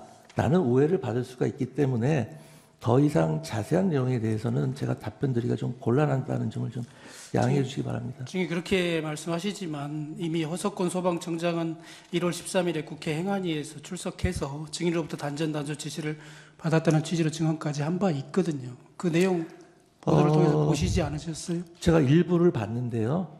제가 기억하고 있기로는 뭐 지시하는 뉘앙스였다. 뭐 이렇게 표현을 애매하게 하시더라고요. 그래서 어쨌든 제가 지금 소방청장과 누구 말이 옳으냐 그르냐 이런 것을 지금 말씀드릴 계제는 아니라고 생각합니다. 예. 1항부터 신문하겠습니다. 증인은 15년 동안 판사로 재직했었지요. 그렇습니다. 법관은 헌법과 법률 및 양심에 따라 독립하여 심판한다. 헌법 규정에 있지요. 그렇습니다. 증인 아까 2024년 12월 7일 탄핵 소추안이 발의되자 행안부 장관직에서 사임했다고 하셨는데 정작 소추안은 읽어보지 않으셨어요? 아까 그렇게 말씀하시던데요. 네, 뭐 읽어볼 필요조차 없다고 생각했습니다. 정부 조직법에 따르면 행안부 장관은 국무회의의 서무, 선거의 지원, 안전과 재난에 관한 정책의 수립 등의 사무를 관장하지요. 네, 뭐 재난을 빼고 나머지 두 개는 굉장히 마이너한 업무고요. 주요한 업무는 정부 조직과 인원, 디지털 정부, 지방자치 업무, 지방자치 재정 그런 업무들이 주요한 업무고요. 그밖에 뭐 상훈이라든지 문서 관리 업무라든지 각종 의전이라든지 각종 국경일 행사라든지 정말 중요한 업무를 많이 수행하고 있습니다. 예. 행안부 소속 외청으로 경찰청과 소방청이 있죠. 네, 행안부 안에도 경찰국과 재난안전관리본부가 설치되어 있죠. 그렇습니다. 국무회의 서무 업무 네, 또 행안부 업무인데 네. 행안부 의정관실의 의정 담당관이 국무회의 간사를 맡아서 사회를 보죠. 의사록 작성하고 하는 업무를 하지요. 그렇습니다. 그 업무도 당연히 장관인 증인의 책임이겠고요. 당연하죠. 행정안전부에서 이루어지는 모든 일에서는 장관이 법적, 도의적, 정치적 책임을 다 집니다. 비상계엄이 선포된 12월 3일 그달의 첫째 주이기 때문에 아침에 청사 내에 귀빈 식당에서 국무위원 조찬 간담회가 있는 날이기도 했죠. 네, 맞습니다. 7시 반경에 열리나요? 예, 그때 증인 참석했습니까? 네, 참석했습니다. 농림축산식품부 장관 송미령 그날 같이 울산에 가신 분이죠. 네, 네. 증인과 국방부 장관 김영현을 조찬 간담회에서 보지 못했다고 하던데요. 참석한 거 맞습니까? 제가 그날 그 좌석의 정중앙에 기재부 장관 맞은편에 앉았었어요. 예. 그래서 국무회의가 끝난 10시 반 이후에 국방부 장관 김영현이 증인에게 보자고 해서 증인의 집무실로 가서 만난 적이 있죠. 네, 맞습니다. 당시 김영현이 증인에게 대통령께서 오늘 밤 9시쯤 들어오라고 한다. 이렇게 말했다고 했는데 맞습니까? 네, 근데 정확한 워딩은 오늘 9시쯤 들어오라고 하시던데 이런 정도의 워딩이었으니까 확정적인 건 아니었고요. 그것도 이제 자리에서 일어나시면서 그냥 참고하라는 취지로 툭 던지듯이 말씀을 하셨습니다. 대통령께서 들어오라고 하는 얘기를 애매하게 얘기했다 이런 취지세요? 그러니까 그게 뭐 확정된 것처럼 말씀은 안 하셨습니다. 그러니까 들어오라고 찾으시는 것 같던데 전화를 네, 해보라 뭐 이런 내용이었어요. 어감이었습니다. 네? 전화를 해서 확인을 해봐라. 그런 말씀 안 하셨습니다. 전화해서 확인하진 않았죠. 네, 그럼요. 네. 그날 증인의 일정을 보면 농축산 장관 송미령과 함께 울산에서 개최되는 김장 행사에 참석하기로 되어 있었고요. 네, 그 이후에는 울산시청에서 중앙지방정책협의회에 참석하고 저녁 만찬까지 하기로 이미 예. 오래전부터 예정돼 있었죠. 예, 맞습니다. 증인 그 경찰 조사에서 이렇게 말씀하셨더라고요. 지금까지 대통령이 부르는 이유를 한 번도 되묻지 않았고 부르면 가는 거지 이유를 묻지 않는다 이런 취지로 진술한 바 있거든요. 예, 맞습니까? 예, 맞습니다. 장관은 대통령의 부하이기 때문에 대통령이 부르면 무조건 가야 된다고 증인 생각하는 겁니까? 대통령과 국무위원의 관계를 부하라고 말씀하시는 것은 대단히 부적절한 표현인 것 같습니다. 저만 해도 행정안전부에 아주 젊고 아주 최하위 직급인 사람들이 있지만 그 사람들을 제 부하라고 생각을 하거나 부하라고 지칭해 본 적은 한 번도 없습니다. 다항입니다. 사적인 약속도 아니고 공적인 업무와 행사, 아까 김장 행사, 그다음에 울산시청에서 행사, 그리고 저녁 만찬까지도 다 공적인 행사이잖아요. 그렇습니다. 그래서 그런 업무와 행사가 예정되어 있으니까 설령 대통령이 부른다고 해도 적어도 무슨 용무인지 확인하고 또 급한 일인지 아닌지 정도는 물어볼 수도 있을 것 같은데 왜 물어보지 않습니까? 그렇지 않습니다. 대통령께서 무슨 사적으로 부르시는 것도 아니고 업무로 부르시는 건데 그러면은 나를 왜 찾습니다라고 되물을 수는 없지 않습니까? 보통 대통령께서 부르시면 바로 가는 것이 통상적인 관례고 다른 사람도 마찬가지일 겁니다. 뭐 특별한 일정이 없으면 당연히 그래야겠지만 특별한 일정이 있는 경우에는 급한 용무가 아니라면 내일 찾아뵐 수 있겠는지 물어볼 수도 있지 않습니까? 그렇게는 안 하는 것 같습니다. 예. 현실적으로. 이게 다른 장관들도 오셨잖아요, 그 자리에. 네, 송 장관이 있었습니다. 그날 아니요. 울산 말고요. 네. 대통령실에 그날 저녁에 네. 그날 대통령이 부른다고 하기에 식사를 하거나 술이나 하자는 것인가 이런 생각을 하면서 편한 복장으로 갔던 사람도 있다고 해요. 그러면 어떤 뭐 저녁이나 먹자고 하는 것인지 이런 걸 물어볼 수도 있지 않냐 싶어서 제가 이렇게 묻는 아니 겁니다. 부르는 시간이 9시인데요. 저녁을 그 시간에 증인은 먹자고 그렇게 하실 수는 생각하진 없죠. 않았다고요? 네네. 예, 5항 묻겠습니다. 증인은 이제 울산 행사가 있었는데 증인을 찾는다는 대통령이 증인을 찾는다는 얘기를 듣고 점심 무렵에 이미 수행비서에게 미리 예매해뒀던 항공편 외에 더 빨리 서울로 올 수 있는 교통편을 예약해두라고 지시했었죠. 그렇습니다. 김용현 장관이 말씀하신 9시까지 오려면 예정됐던 비행기편으로는 도저히 불가능하기 때문에 빨리 올 수 있는 차편을 한번 마련해 보라고 그랬습니다. 울산시장이나 농축산 장관에게 오늘 저녁 만찬에 참석하기 어렵다. 서울로 이제 빨리 더 와야 되니까요. 그 사실을 미리 알려주었습니까? 알려주지 않았습니다. 증인 비행기 타고 울산에 가셨잖아요. 네, 비행기 안에서 송미령 장관 보셨어요? 못 봤습니다. 다만 이제 그 안내하는 그 공항 직원이 송미령 장관도 같은 비행기편으로 가십니다라는 얘기를 해줬는데 막상 비행기 안에서는 저는 못 봤습니다. 아니 그러면 그런 얘기까지 들으셨으면 송미령 장관에게는 오늘 더더군다나 송미령 장관은 행안부 행사에 증인이 장관으로 초청한 행사 아니었습니까? 김장 행사. 김장 행사는 같이 하는 것이었고요. 예. 네, 거기까지 오신 김에 부단체장들이 전국의 부단체장들이 모이는 자리니까 오셔서 말씀도 좀 하고 그러시라고 제가 오시라고 한 거죠. 중앙지방청장. 그래서 제가 이렇게 묻는 겁니다. 네. 그럼 비행기에서 그 말씀을 들으셨으면 네. 송미령 장관에게 오늘 내가 먼저 올라와야 되니까 나는 만찬에 참석하기 힘들다라고 알려줬음직도 하거든요. 근데 그렇게 알려주지 않았다는 거잖아요. 기본적으로 아까 말씀드렸다시피 제가 대통령님을 뵙는 일정이 확정적이라고 저는 생각을 안 했습니다. 부르실 가능성이 있다는 상태였고요. 그래서 제가 서울에 올라오는 게 비행기로 예정대로 올지 좀 일찍 끊어놓은 기차로 올지 확정이 되지 않은 상태였고 그다음에 송미령 장관님하고는 이렇게 행사를 하면서 같이 있기는 했는데요. 움직이는 차량도 달랐고 둘이 따로 이야기할 시간이 전혀 없었습니다. 아직까지는 확정되지 않았다고 그렇게 말씀하시지만 증인 KTX 타고 올라오는 도중에 저녁 6시 11분경에 김영현 장관의 전화를 받았죠. 네네. 그 전에 그러면 오늘 9시에 들어와야 된다라는 확정적인 연락을 받은 게 있으시다는 말씀이세요? 아니요, 아까 말씀드렸죠. 9시는 그냥 들어오라고 하시던데 이런 뉘앙스였습니다. 그러니까요. 예. 미리 앞당겨서 올라가는 것은 이미 확정됐잖아요. 증인 생각에. 아니, 그 출발할 때까지 확정 안 했습니다. 제가 갈지 말지를 정하지 못하고. 그렇습니다. 계속 남아 있었습니다. 결국 어째- 최대한까지 기다리다가 대통령실에서 뭐 가부간에 연락이 오면 가장 좋고 5시가 되니까 제 수행비서가 올라가시려면은 이때 안 올라가면은 못 올라갑니다라고 계속 재촉을 해가지고 부르실지 안 부르실지 확정은 안 됐지만 그럼 일단 올라가서 기다리는 게 맞겠다 싶어서 올라간 겁니다. 울산에 있어서는 이제 계속 있게 되면 올라오라고 해도 올라가는데 서너 시간이 걸리기 때문에 예. 울산시청에서 열린 중앙지방정책협의회가 개최되고 나서 증인 인사말 하시고 네. 이제 그 무렵에 이석해서 올라오셨잖아요. 아닙니다. 회의 거의 마친 상태였습니다. 그러신가요? 네. 어쨌든 그 무렵에 이제 송미령 장관에게 증인에게 행안부 차관보가 알려줬다고 하거든요. 이렇게 송미령 장관에게 내가 먼저 올라가야 된다고 알려준 거는 그 시점은 맞지요? 그 우리 직원이 뭐라고 얘기했는지 모르는데요. 아마 확정적으로 얘기는 못했을 겁니다. 제가 아까도 말씀드렸듯이 계속 유동적인 상태였기 때문에 제가 올라가야겠다라고 결심한 게 5시였기 때문에 그 이전에 얘기를 들었다면은 그게 확정적으로 얘기를 하지는 않았을 겁니다. 대통령께서 부르신다는 얘기를 해줬나요? 송미령 장관에게?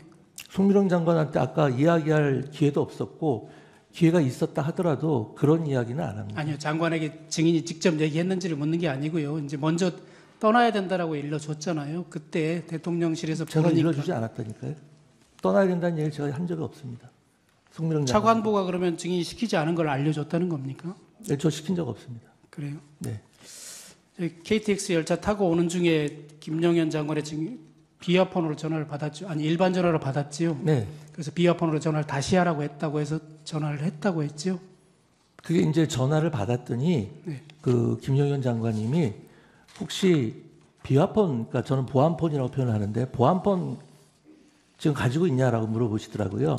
근데 저는 보안폰을 사용하지 않습니다. 그래서 제 옆자리에 앉아 있는 제 수행비서에게 혹시 지금 보안폰 가지고 있냐 물어봤더니 마침 가지고 있다고 그러더라고요. 그래서 보안폰이 있다고 합니다라고 얘기를 했더니 그러면은 보안폰으로 다시 자기에게 전화해 달라고 하시더라고요. 네, 그렇게 된 그래서 겁니다. 다시 통화했을 때 김영현 장관이 뭐라고 하던가요? 어디 계시냐 이렇게 물어보시더라고요. 그래서 울산에 행사가 있어서 울산 행사하고 서울로 올라가는 길입니다. 이렇게 답변했습니다. KTX 안에서 아직 서울역에 도착하기 전에 7시 40분경에 또다시 전화가 왔었다고도 했는데 맞습니까? 네, 맞습니다. 그 내용은 또 무슨 내용이었습니까? 아까 그 6시 11분경에 전화해서 제가 다시 보안폰으로 전화했을 때 기차 아니라고 그랬더니 그럼 언제쯤 도착하냐고 물어보시더라고요. 그래서 서울역 기준으로 서울역에 한 8시 조금 넘어서 도착하는 기차입니다. 그랬더니 그럼 알겠다. 그러고서 그냥 끊으셨습니다. 그러고 나서 서울역 도착하기 한 2, 30분 전 7시 아까 40몇 분인가요? 그때 다시 전화하셔서 도착했냐? 그래서 아직 도착 못했습니다. 그랬더니 그럼 도착하는 대로 용산으로 들어와라. 이렇게 말씀을 하셨습니다. 예, 알겠습니다. 그렇게 다시 재촉하는 전화가 온 것은 왔을 때는 김영현 장관이 대통령이 재촉한다, 빨리 들어오라고 재촉한다 이렇게 말하지 않았나요? 재촉하는 전화라니 무슨 말씀이시죠? 뭘 재촉하죠? 다시 7시 40분에 또 전화가 와서 네. 어디쯤 왔냐 빨리 들어오라고 했다면서요. 빨리 들어온 이야기는 하지 않았습니다. 그리고 재촉하는 전화도 아니었습니다. 언제 오느냐라고 그냥 단순히 물었다는 그렇습니다. 겁니까? 네네. 도착하면 용산으로 들어와라 그렇게 얘기를 했습니다. 예, 치랑은 다 생략하겠습니다. 파랑입니다. 그래서 등이 도착해서 8시 40분쯤에 도착했다고 말씀하셨는데 도착했더니 피청구인과 함께 국방부 장관 김영현이 있었고 법무부 장관 박성재가 증인보다 먼저 와 있었다. 네, 이렇게 진술하셨는데 맞죠? 네 맞습니다. 순서 아까 잘 기억 못 하신다고 그랬는데 증인이 조사받을 때는 이렇게 말씀하셨어요. 이어서 국무총리 한덕수와 통일부 장관 김영호가 접견실에 있다가 들어왔고 외교부 장관 조태열과 국정원장 조태영이 뒤이어서 들어왔다 이런 식으로 네, 제가 진술하셨는데 기억하는 순서가 그대로입니다. 맞는 것 같습니까? 네, 제가 기억은 그렇게 하고 있습니다. 그러면 그 당시에 집무실에 있었던 사람은 피청구인을 제외하고는 국방부 장관, 법무부 장관, 총리, 통일부 장관, 외교부 장관, 국정원장, 증인 7명 정도였겠네요. 네, 그리고 부속실 직원들도 왔다 갔다 하고 그랬던 것 같습니다. 나중에 확인된 사실이긴 한데요. 그 7명은 모두 피청구인이 직접 개별적으로 각각 전화해서 들어오라고 한 사람들로 밝혀졌거든요. 그 내용을 혹시 증인 그때 알고 있었어요? 전혀 몰랐습니다. 그때 피청구인이나 아니면 김영현 장관이 그렇게 개별적으로 연락해서 오라고 했다라는 언급을 하지는 않았습니까? 네, 그런 언급 전혀 없었습니다. 그런 언급은 없었습니까? 네. 방금 말씀드린 것처럼 그분들은 다 9시 이전에 도착한 사람들이거든요. 증인도 8시 40분쯤에 도착했고요. 네. 그리고 피청구인이 직접 전화해서 들어오라고 했던 사람들이고 그 7명인데 그중에 국정원장은 국무위원이 아니죠. 네. 그렇다면 6명 6명밖에 없는데 처음부터 그럼 피청구인은 아예 국무회의를 열 생각이 있었던 것은 아닌 것 같아요. 그건 저 모르겠습니다. 그런데 이제 증인도 아까 얘기했다시피 그 뒤에 국무총리인지 누군지는 정확하지는 않지만 누군가 국무회의 심의를 거쳐야 된다고 말을 해서 네. 그때부터 아마 부속실이나 이런 데서 연락을 했던 것 같거든요. 그 자세한 경위는 누가 연락했는지도 모르겠고요. 대통령께서 그때 어떤 생각을 갖고 계셨는지는 더더욱 제가 알 수가 없었습니다. 그때 집무실에서 피청구인이 했던 말 뭐 다 기억은 못 하시고 주신문상에서 몇 가지 나왔는데 혹시 이런 말도 들었나요? 이거는 비상계엄을 선포해야겠다라고 얘기하면서 이거는 비서실장도 수석들도 모른다. 네. 심지어 우리 와이프도 모른다. 와이프가 알면 화를 낼 것이다. 이런 말을 분명히 했습니까? 네, 분명히 하셨습니다. 예, 시팡을 묻겠습니다.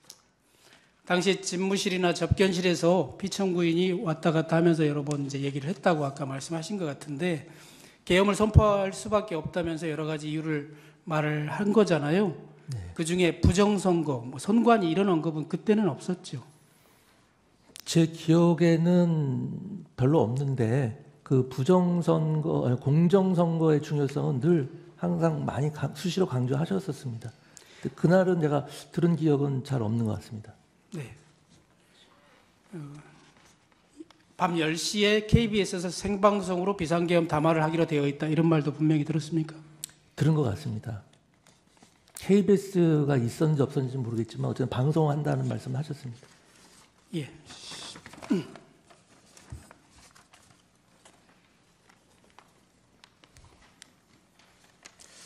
11항은 생략하고 12항 묻겠습니다. 대통령 집무실에는 원탁이 있죠. 네. 지금 말씀하시는 대접견실 거기는 원탁은 아니죠. 그 장소는 사각형 길쭉한 사각형입니다. 대통령 테이블입니다. 집무실에서 원탁에 국무위원 11명이 다 모인 적은 없지요. 네, 그렇습니다. 접견실이라고 하는 그 장소에는 중기부 장관 오연지가 아마 마지막으로 도착한 것 같은데 그때서야 11명이 모인 것으로 보여집니다. 나중에 확인해 보면. 네. 근데 그때 증인은 그때 국무위원 의사정족수인 과반수가 참석했다는 사실을 증인은 인지했나요? 제가 세보진 않았습니다. 하지만 이제 국무회의가 이제 시작을 한다는 것을 보면 당연히 11명은 채워졌을 거라고 생각을 하고 있습니다. 증인이 인원을 세어보고 11명이 됐으니까 과반수가 찼다 이렇게 보고하거나 한 적은 없죠? 없습니다. 피청구인에게 증인이 알려준 적은 없고요. 과반수가 찼다. 네, 그런 말씀 안 하셨습니다.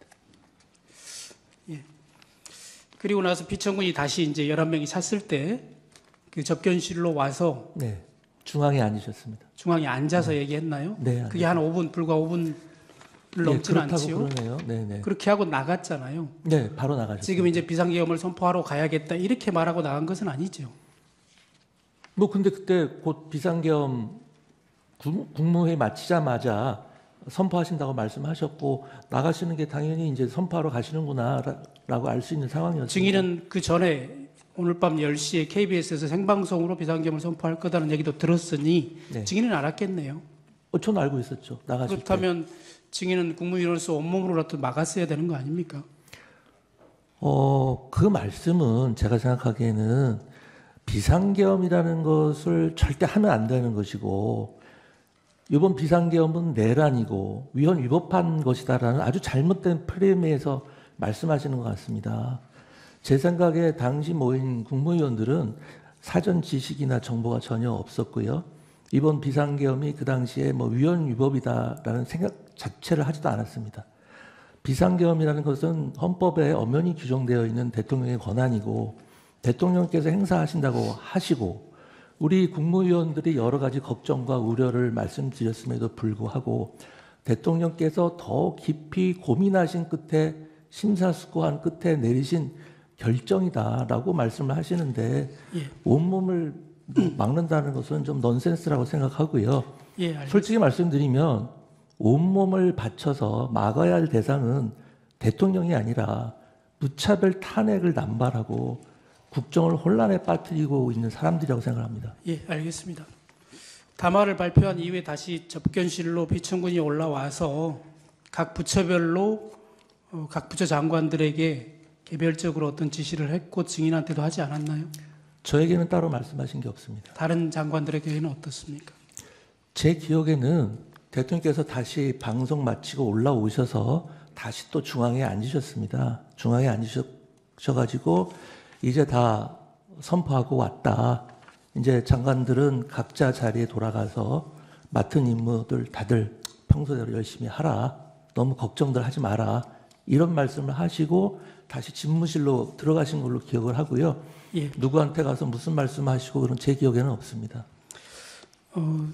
송미령 장관은 이렇게 얘기한 바 있거든요. 총리에게는 내가 가야 할 일정을 대신 가주라 이렇게 부탁을 했고요. 경제부총리에게는 경제를 잘 챙겨라고 얘기하고 외교부 장관에게는 미국과의 관계를 잘 챙겨달라고 얘기하고, 또 보건복지부 장관에게는 의료에 대해서 얘기했고, 중기부 장관에게는 소상공인 대책을 잘 챙겨라. 그리고 농축산장관인 본인에게는 농산물 물가가 뛰지 않게 잘 관리해라. 이렇게 일일이 개별적으로 지시했다고 합니다. 증인이 그런 내용을 들은 적 없어요? 뭐 송 장관님이 그 경황에 어떻게 그렇게 정확하게 기억하고 계신지는 모르겠습니다만 저의 경우 제 기억과는 좀 다르고요. 대통령께서 그 당시 저에게는 그런 말씀을 일차 없으셨습니다. 예. 14항을 생략하겠습니다. 15항도 생략하겠습니다.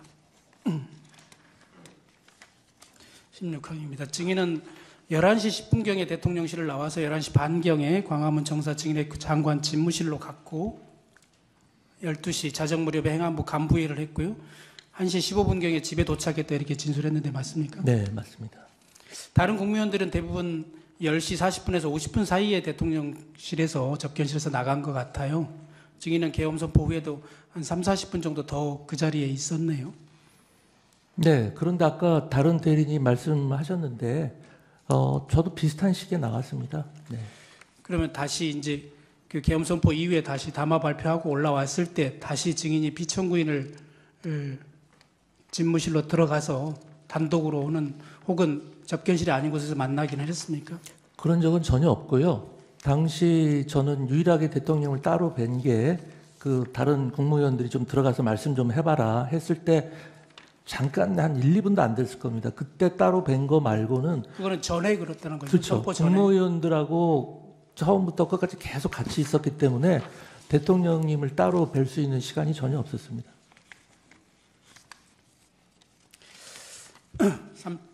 12월 4일 날 오전 9시 41분경에 법무부 장관 박성재와 통화한 사실이 있는 것 같은데 기억납니까?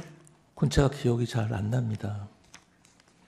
증인이 이렇게 진술했거든요. 법무부 장관이 그날 국무회의에 증인의 앞자리에 앉는데 지각을 네네, 하는 것 맞습니다. 같아서 전화했다 이렇게 진술했거든요. 예, 예. 맞습니까? 예, 근데 그날은 12월 4일은 11시에 그 총리 주재로 열린 국무위원회 간담회를 했잖아요. 네, 네, 그렇습니다. 평상시에 그 국무회의가 아니지 않습니까? 간담회였습니다. 네. 국무회의 그렇다면 간담회. 9시 41분에 박성재 장관에게 전화했다면 지각을 해서 전화한 것은 아니지 않습니까? 그 지각을 해서 전화한 건 11시 좀 넘어서 전화한 게 그거였고요. 그 9시 방금 말씀하신 시간에 전화한 거는 제가 기억이 잘 없습니다. 네. 어떤 내용으로 전화했는지도 잘 기억이 없고요. 12월 3일 야간부터 법제처장 이완규로부터 전화가 여러 번 와 있었다. 그래서 네, 내가 맞습니다. 전화했다 이렇게 말씀하셨는데 맞지요? 네, 네, 맞습니다. 그래서 법제처장과 통화하다가 그날 저녁 식사를 하자고 한 것이다. 네, 맞습니다. 그래서 그날 저녁 식사를 하게 된 것이다 이렇게 예, 맞습니다. 말씀하셨는데요. 네. 법제처장과 통화하면서 법무부 장관도 그러면 같이 보자라고 해서 증인이 전화했고요. 예, 맞습니다. 그리고 또 본김에 민정수석 김주현도 같이 보면 좋을 것 같다고 해서 예, 예. 증인이 전화했고 예, 예, 맞습니다. 맞습니까? 네, 다 맞습니다. 그래서 장소는 누가 정했습니까? 김주현 민정수석이 정했습니다. 그리고 그 장소를 일일이 증인이 받아가지고 삼청동 안가에서 보자고 증인이 박성재 장관과 법제처장에게 전달했습니까? 아닙니다. 부속실을 통해서 전달은- 했다고 했죠. 그 전달은 저는 이제 김지원 민정수석한테 연락만 받은 거고요. 나머지 이제 법무부 장관이나 법대처장한테 연락한 것은 김지원 민정수석이 전달을 했습니다. 근데 이제 나중에 들어보니까 저도 그렇고 그 두 분에게도 자 비서실을 통해서 연락을 했다고 그러시더라고요. 예, 일단 여기까지 하겠습니다.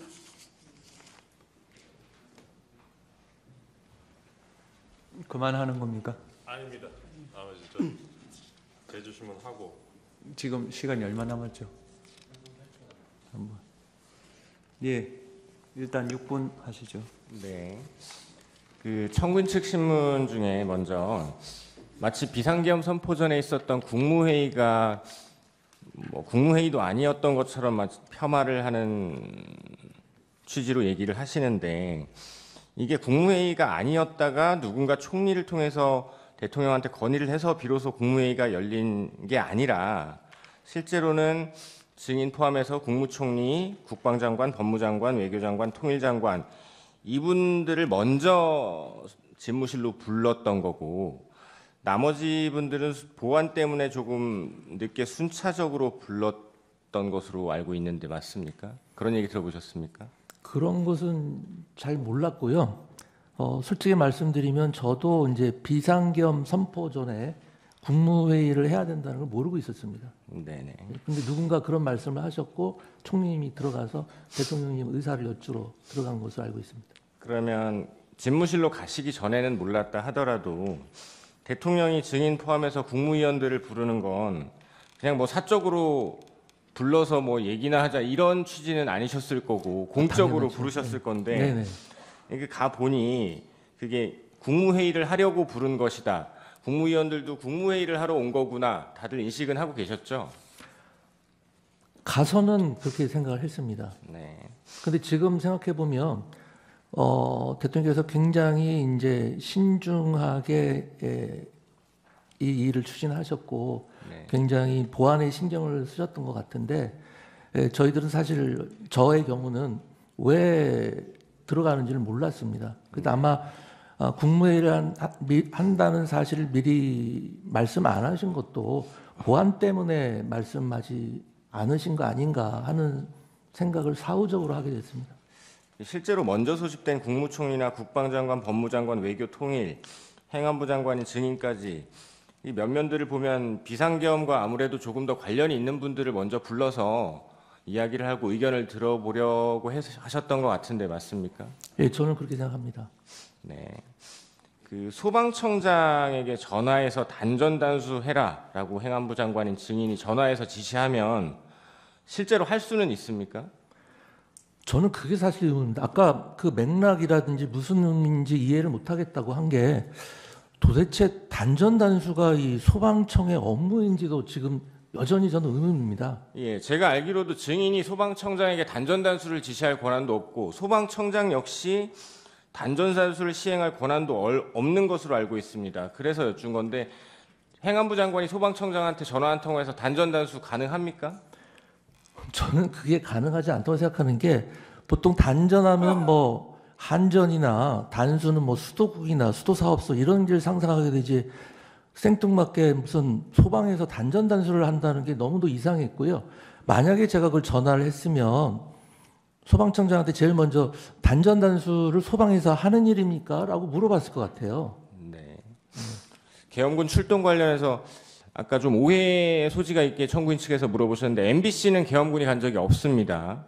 그리고 여론조사 꽃일 경우 국방부 장관이 계엄군을 보낸다라고 해서 대통령이 보내지 말라라고 해서 가다가 돌아온 사실 알고 계십니까? 그런 디테일한 내용은 전혀 모르고 있습니다. 네.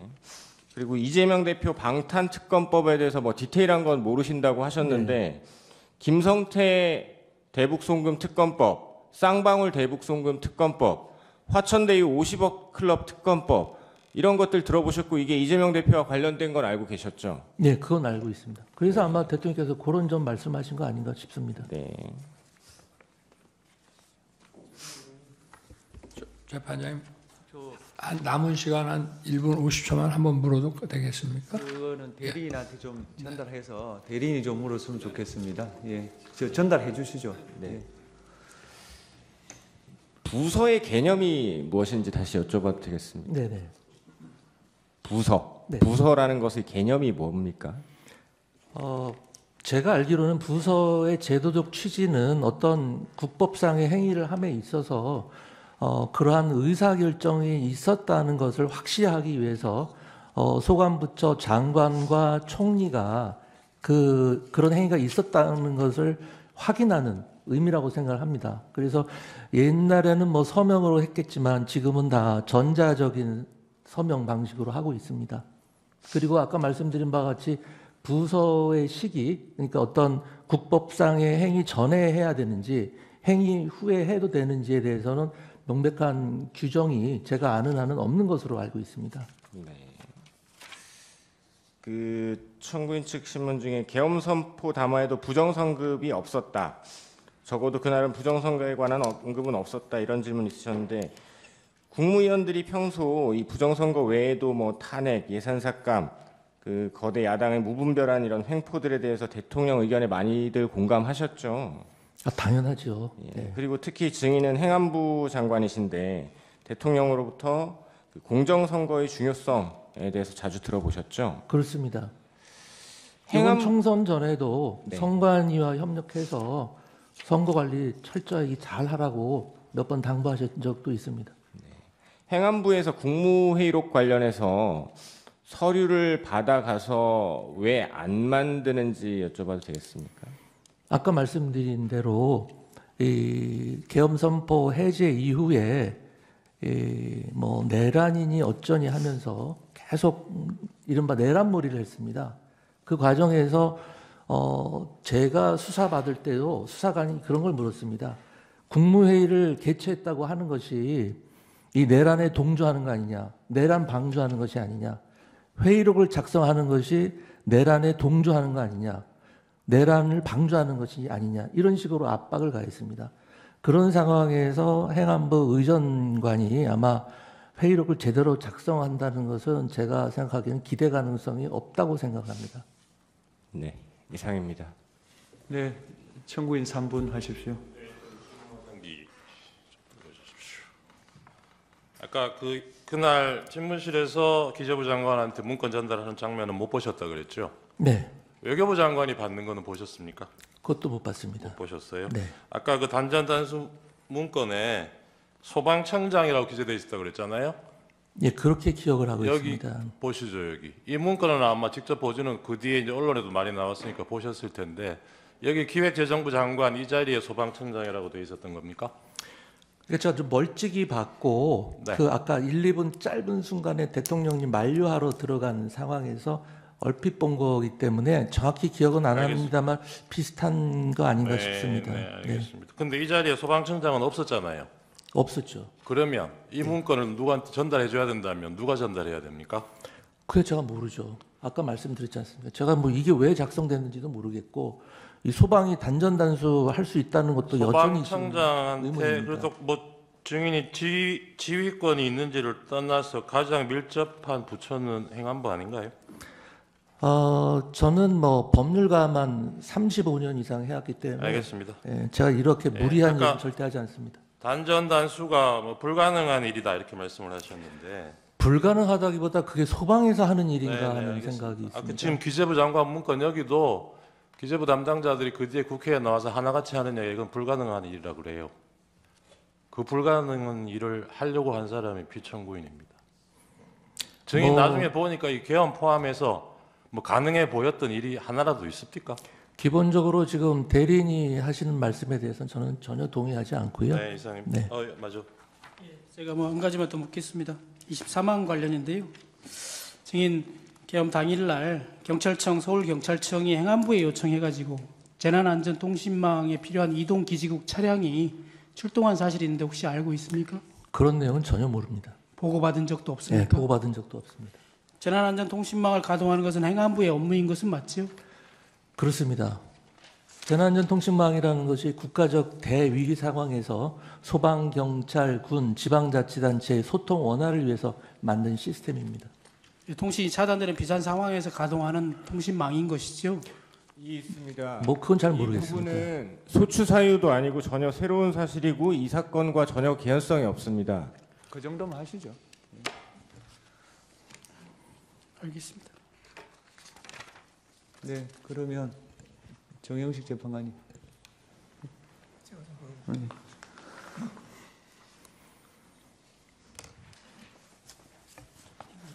증인께 이제 그날 12월 3일 그 대통령실에서 있었던 그 회의에 관해서 좀 여쭤보겠습니다. 네. 그날 국무위원 중에서 가장 늦게 온 게 오영주 중기부 장관이죠. 그건 제가 모릅니다. 근데 아마 후반부에 온 건 틀림없을 겁니다. 예. 그 오영주 중기부 장관이 그 도착한 시간이 22시 17분이라는 거예요. 이제 그래서 이렇게 숫자를 세 보면 그래서 11명이 된 거거든요. 11명이 됐는데 아까 증인께서 말씀하시기를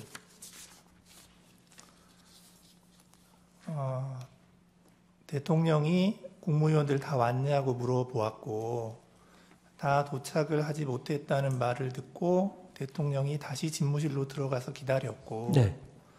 과반인 11명의 국무위원이 도착했다는 보고를 듣고 다시 대회의실로 나왔다 이렇게 말씀을 하셨는데요. 제가 보고를 듣고 나왔다고는 말씀을 안 했고요. 네. 아마 그렇게 하셨을 것 같습니다. 아, 예, 예. 네. 그런데 이제 오영주 중기부 장관 말을 들어보면 중기부 장관이 회의장에 도착했을 때 이미 대통령께서 말씀 중이셨고 제가 자리에 앉을 당시에도 대통령께서 혼자서 계속 말씀을 하시던 중이었는데 당시 대통령께서 계엄이 필요하다고 말했던 것 같습니다. 이제 그래서 그 계엄이라는 단어를 듣고 너무 놀랐습니다. 이렇게 얘기를 하거든요. 그러니까 오영주 장관이 도착하기 전부터 뭔가 이렇게 회의가 진행되고 있었던 것 같거든요. 그러니까 그때 뭐 시계를 보면서 이렇게 하거나 그럴 경황이 전혀 없었기 때문에 지금 말씀하시는 시간이라든지 그런 거는 제가 전혀 알지 못하고요. 다만 일에 쭉 순서가 그렇게 됐었습니다. 예. 그래서 사실 국무회의, 이른바 성원을 갖춘 국무회의가 몇 분 정도 진행되는지도 잘 알지 못하고요. 거기서 오고 간 이야기 정도만 기억을 하고 있는 겁니다. 예. 예, 그래서 이제 그날 그 회의는 22시 22분까지 약 5분간 진행이 되었고 네. 22시 23분에 대통령이 방송 출연을 위해서 나가셨고요. 네. 예. 이제 그렇게 진행이 된 것 같은데 그래서 그 오영주 중기부 장관을 기준으로 하면 5분 네. 동안 진행이 된 것 같아요. 네. 근데 이제 국무회의 간사는 그 행안부 소속 의정관인 네, 것이죠. 맞습니다. 네. 이제 그때는 경황이 없었기 때문에 참석을 못한 거죠. 의정관은. 의정관한테는 연락 자체를 아마 안 했을 것 같습니다. 왜냐하면은 그 국무회의 자체가 워낙 그 비밀 엄수가 보안이 생명인 상황이었기 때문에 아마 진짜 뭐 확정할 수는 없습니다만 안 불렀을 것 같아요. 예, 예. 제 느낌상으로는. 예, 그래서 아까 말씀하신 것처럼 이제 여러 가지 상황이 이렇게 전개가 되면서 아직까지도 이제 회의록 작성은 안 된 거고요. 네. 예, 예. 이제 그 다음에 이제 그러면 이 회의가 이제 국무회의였느냐 아니면 국무회의라고 보기가 어려웠느냐에 관해서는 뭐 여러 가지 그 견해가 있을 수가 있잖아요. 네네. 예, 있는데 지금 그 오영주 장관의 얘기를 들어보면 개회선언, 안건에 대한 설명, 폐회선언 등이 있어야 하는데 그 부분이 충족되지 않았다고 알고 있습니다. 이렇게 얘기를 하거든요. 그러니까 개회선언 없었고 안건 설명 그러니까 이 말이 맞나요? 개회선언 없었다. 안건에 대한 설명 없었다. 폐회선언 없었다. 뭐 개회선언은 당연히 없었고요. 그 다음에 뭐 안건은 제가 그 나중에 보니까 뭐 김용현 장관이 뭐 문건을 나눠줬다고 그렇게 하는데 일단 안건 자체는 그 자리에 있는 사람들이 다 알고 있는 상황이었고요. 그 다음에 아까 말씀드린 바와 같이 국무위원들은 다 국무회의를 한다고 생각을 했습니다. 그리고 보통 국무회의를 하게 되면 대통령께서 맨 처음에 진행하시다가 그 의사봉을 총리님한테 넘겨드립니다. 그리고 나서 마무리는 이제 대통령께서 다시 종결을 짓는데요. 그때 이제 뭐 재판관님들께서 판단하신 문제입니다만 그날 아까 말씀드린 바와 같이 국무회의가 쭉 진행이 되다가 대통령께서 발표를 하고 다시 돌아오셔서 또 그 자리에 앉으셔서 계속 아까 말씀드린 그런 말씀을 하셨어요. 그래서 과연 이것까지 국무회의로 볼 건지 왜냐하면 그 나가신 다음에는 총리님께서 또 뭐 이런저런 말씀을 하셨거든요. 통상 우리 국무회의 하듯이 이제 바튼을 이어받았다고 볼 수도 있는 여지가 있고요. 그래서 국무회의의 종료 시점을 언제로 볼 건지에 대해서도 다양한 해석이 있을 수 있다고 저는 생각을 합니다. 예.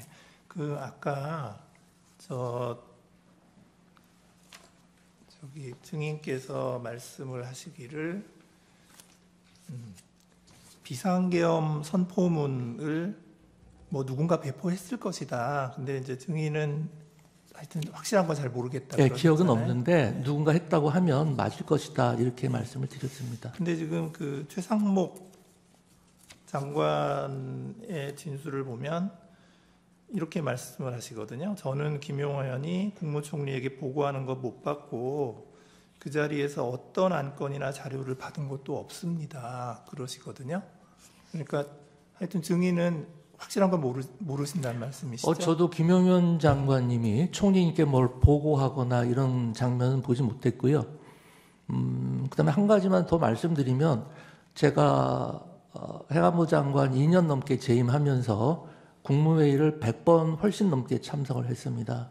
그런데 그 회의 과정에서 의사 정족수가 물론 갖춰진 상태는 아니었습니다만 이번 국무회의처럼 실질적으로 국무위원들끼리 열띤 토론이나 의사 전달이 있었던 것은 처음이었고요.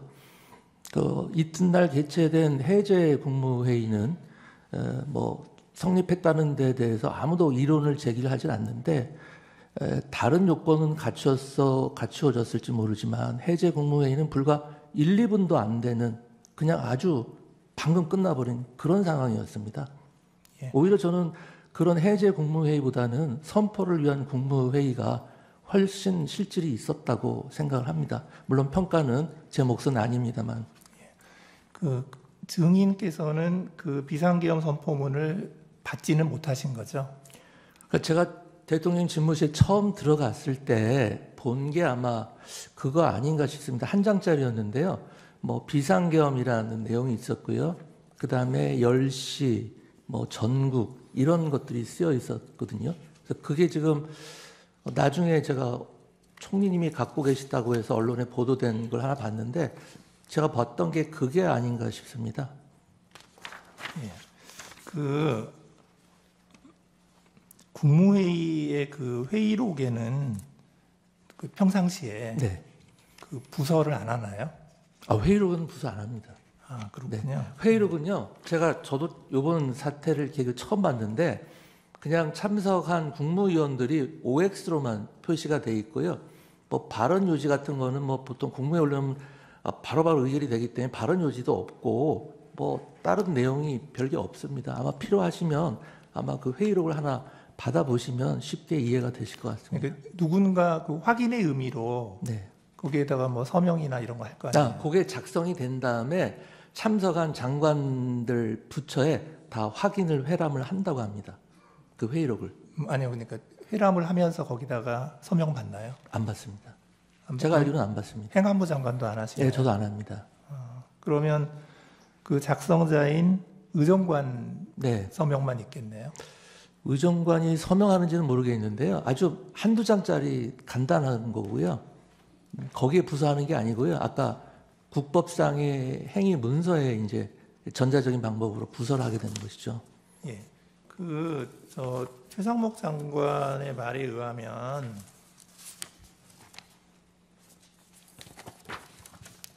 자리를 파할 때 누군가가 저에게 여기에 서명을 해달라고 해서 그제서야 이게 국무회의라는 외관을 갖추기 위해 오라고 한 것이었구나라는 생각을 하였습니다.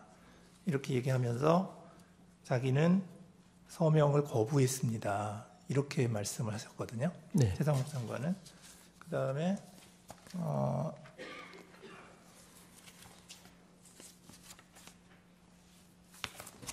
한덕수 총리는 뭐라고 그랬냐면 참석한 사람 사인 정도 받으려고 했는데 그 사람이 누구였는지는 기억이 안 납니다.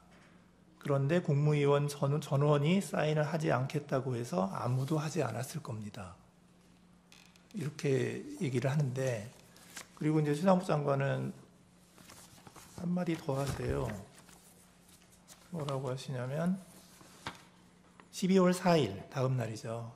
다음 날 00시 40분에 그 소위 F4 회의, 그러니까 이창용 한국은행 총재, 김병환 금융위원장, 이복현 금융감독원장과 F4 회의를 진행을 했다. 그 자리에서 최상목 장관이 제가 서명을 하지 않고 나왔다. 나는 사퇴할 것이다. 라고 얘기했다는 거거든요. 근데 조금 이상한 게 평상시 국무회의 때 서명 안 하는데 맞습니다. 그날은 왜 서명을 받으려고 그러니까 했을까요? 저도 그 얘기가 왜 나왔는지 모르겠는데요. 저도 그 상황이 기억이 납니다. 아까 말씀드린 때 테이블이 굉장히 긴데요.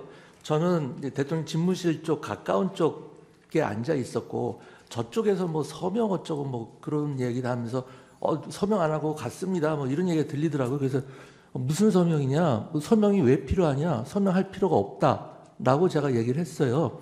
근데 기본적으로 서명 얘기가 왜 나왔는지 모르겠는데요.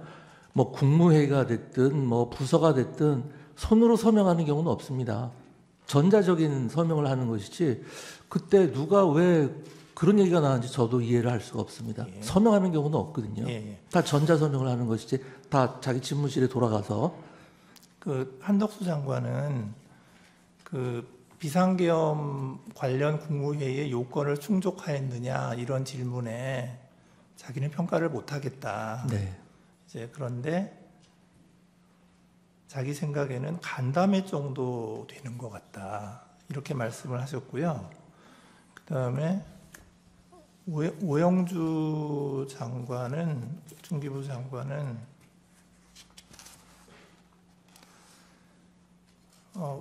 저는 그냥 회의지 국무회의라고 생각하지 않았습니다. 이렇게 말씀을 하시고요. 그 다음에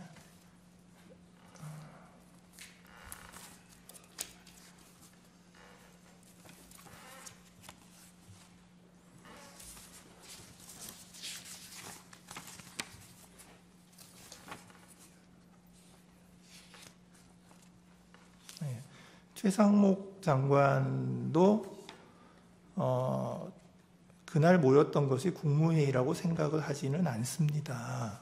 이렇게 말씀을 하시고 계셔서 참석하시는 분들이 내가 지금 국무회의를 하고 있구나 이런 생각을 못 하셨던 것 같거든요. 근데 증인께서는 네. 이게 지금 국무회의라고 생각을 하셨던 건가요? 그렇습니다.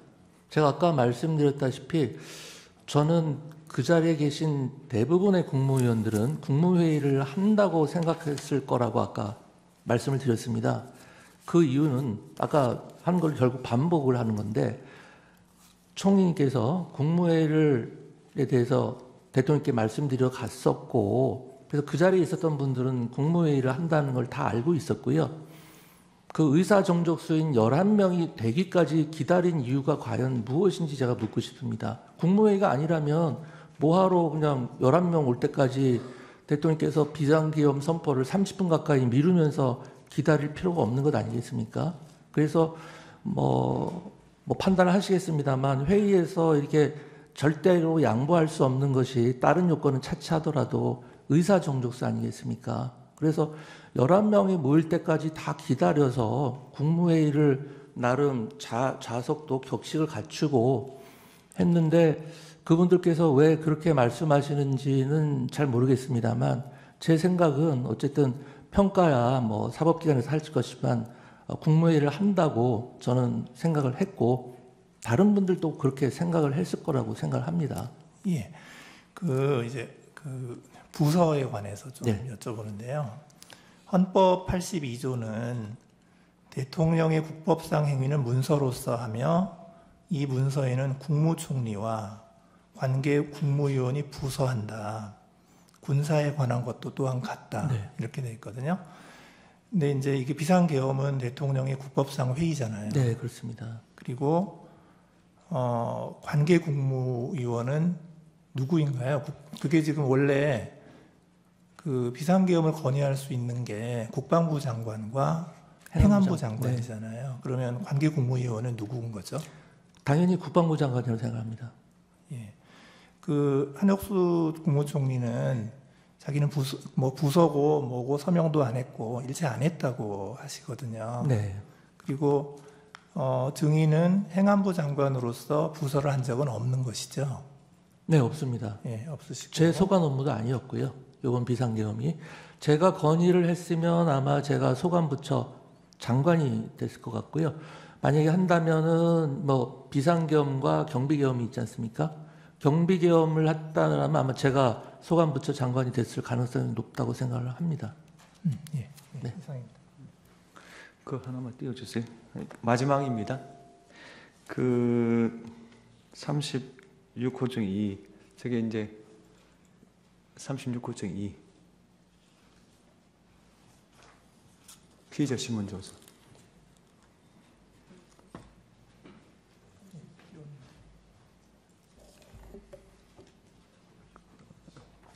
그게 36호 중 2인가요?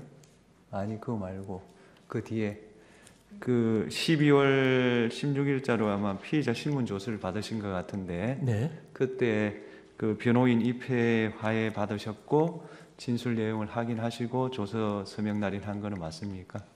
네, 그건 맞습니다. 36호증 2를 증거로 채택하고 신문은 종결하고요.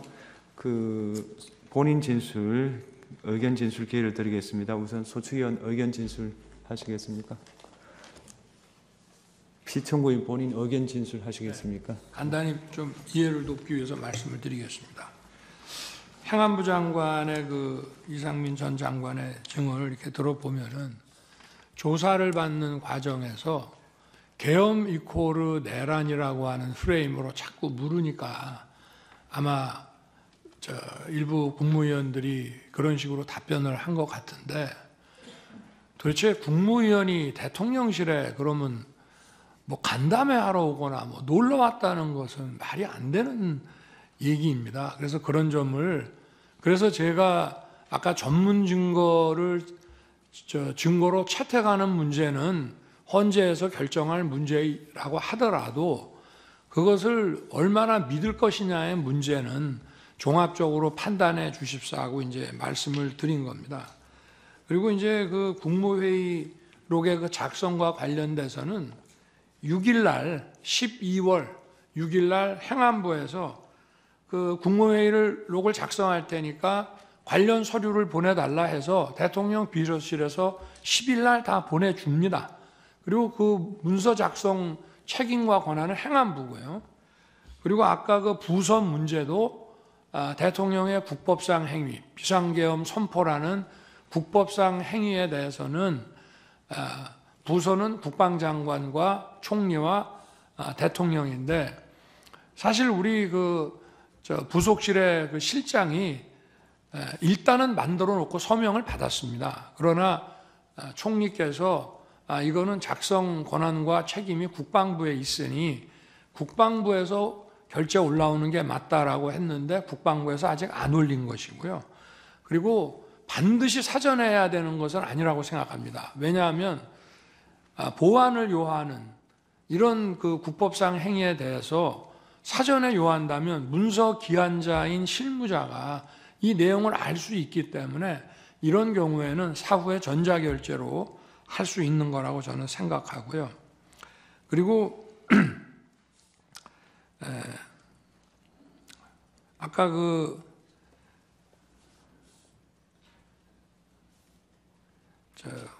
우리 소추인 측에서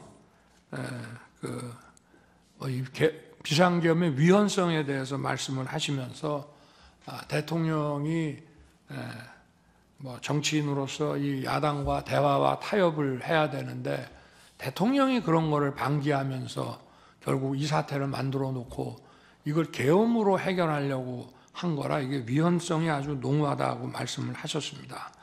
저도 한 말씀 드리겠습니다. 제가 취임하기 전부터도 민주당과 야권에서는 선제 탄핵을 주장하면서 제가 이 계엄을 선포하기 전까지 무려 178회를 퇴진과 탄핵 요구를 했고요.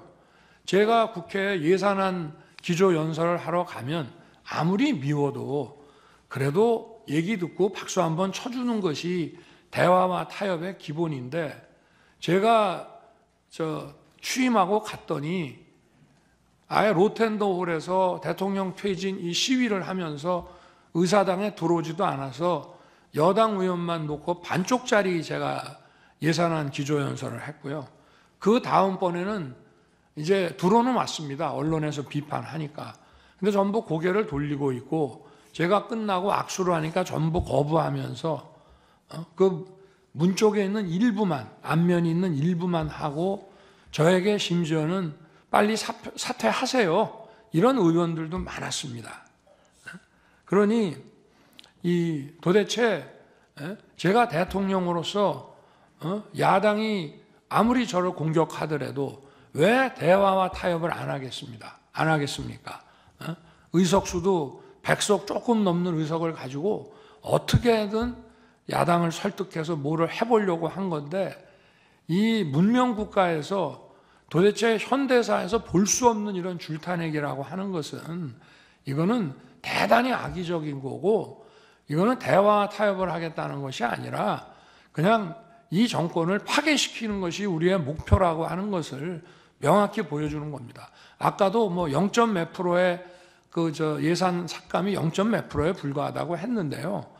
뭐 미국에서는 뭐 몇 조 달러짜리 가지고 예산이 셧다운 되면서 뭐 대통령이나 국회의원이나 월급도 못 받는 사태가 벌어지지만 금방 타협을 합니다. 근데 도대체 우리 헌정사상 핵심 아킬레스건 예산을 일방 삭감한 상태로 예산안을 일방 통과시킨 거는 지난 12월이 유일했습니다.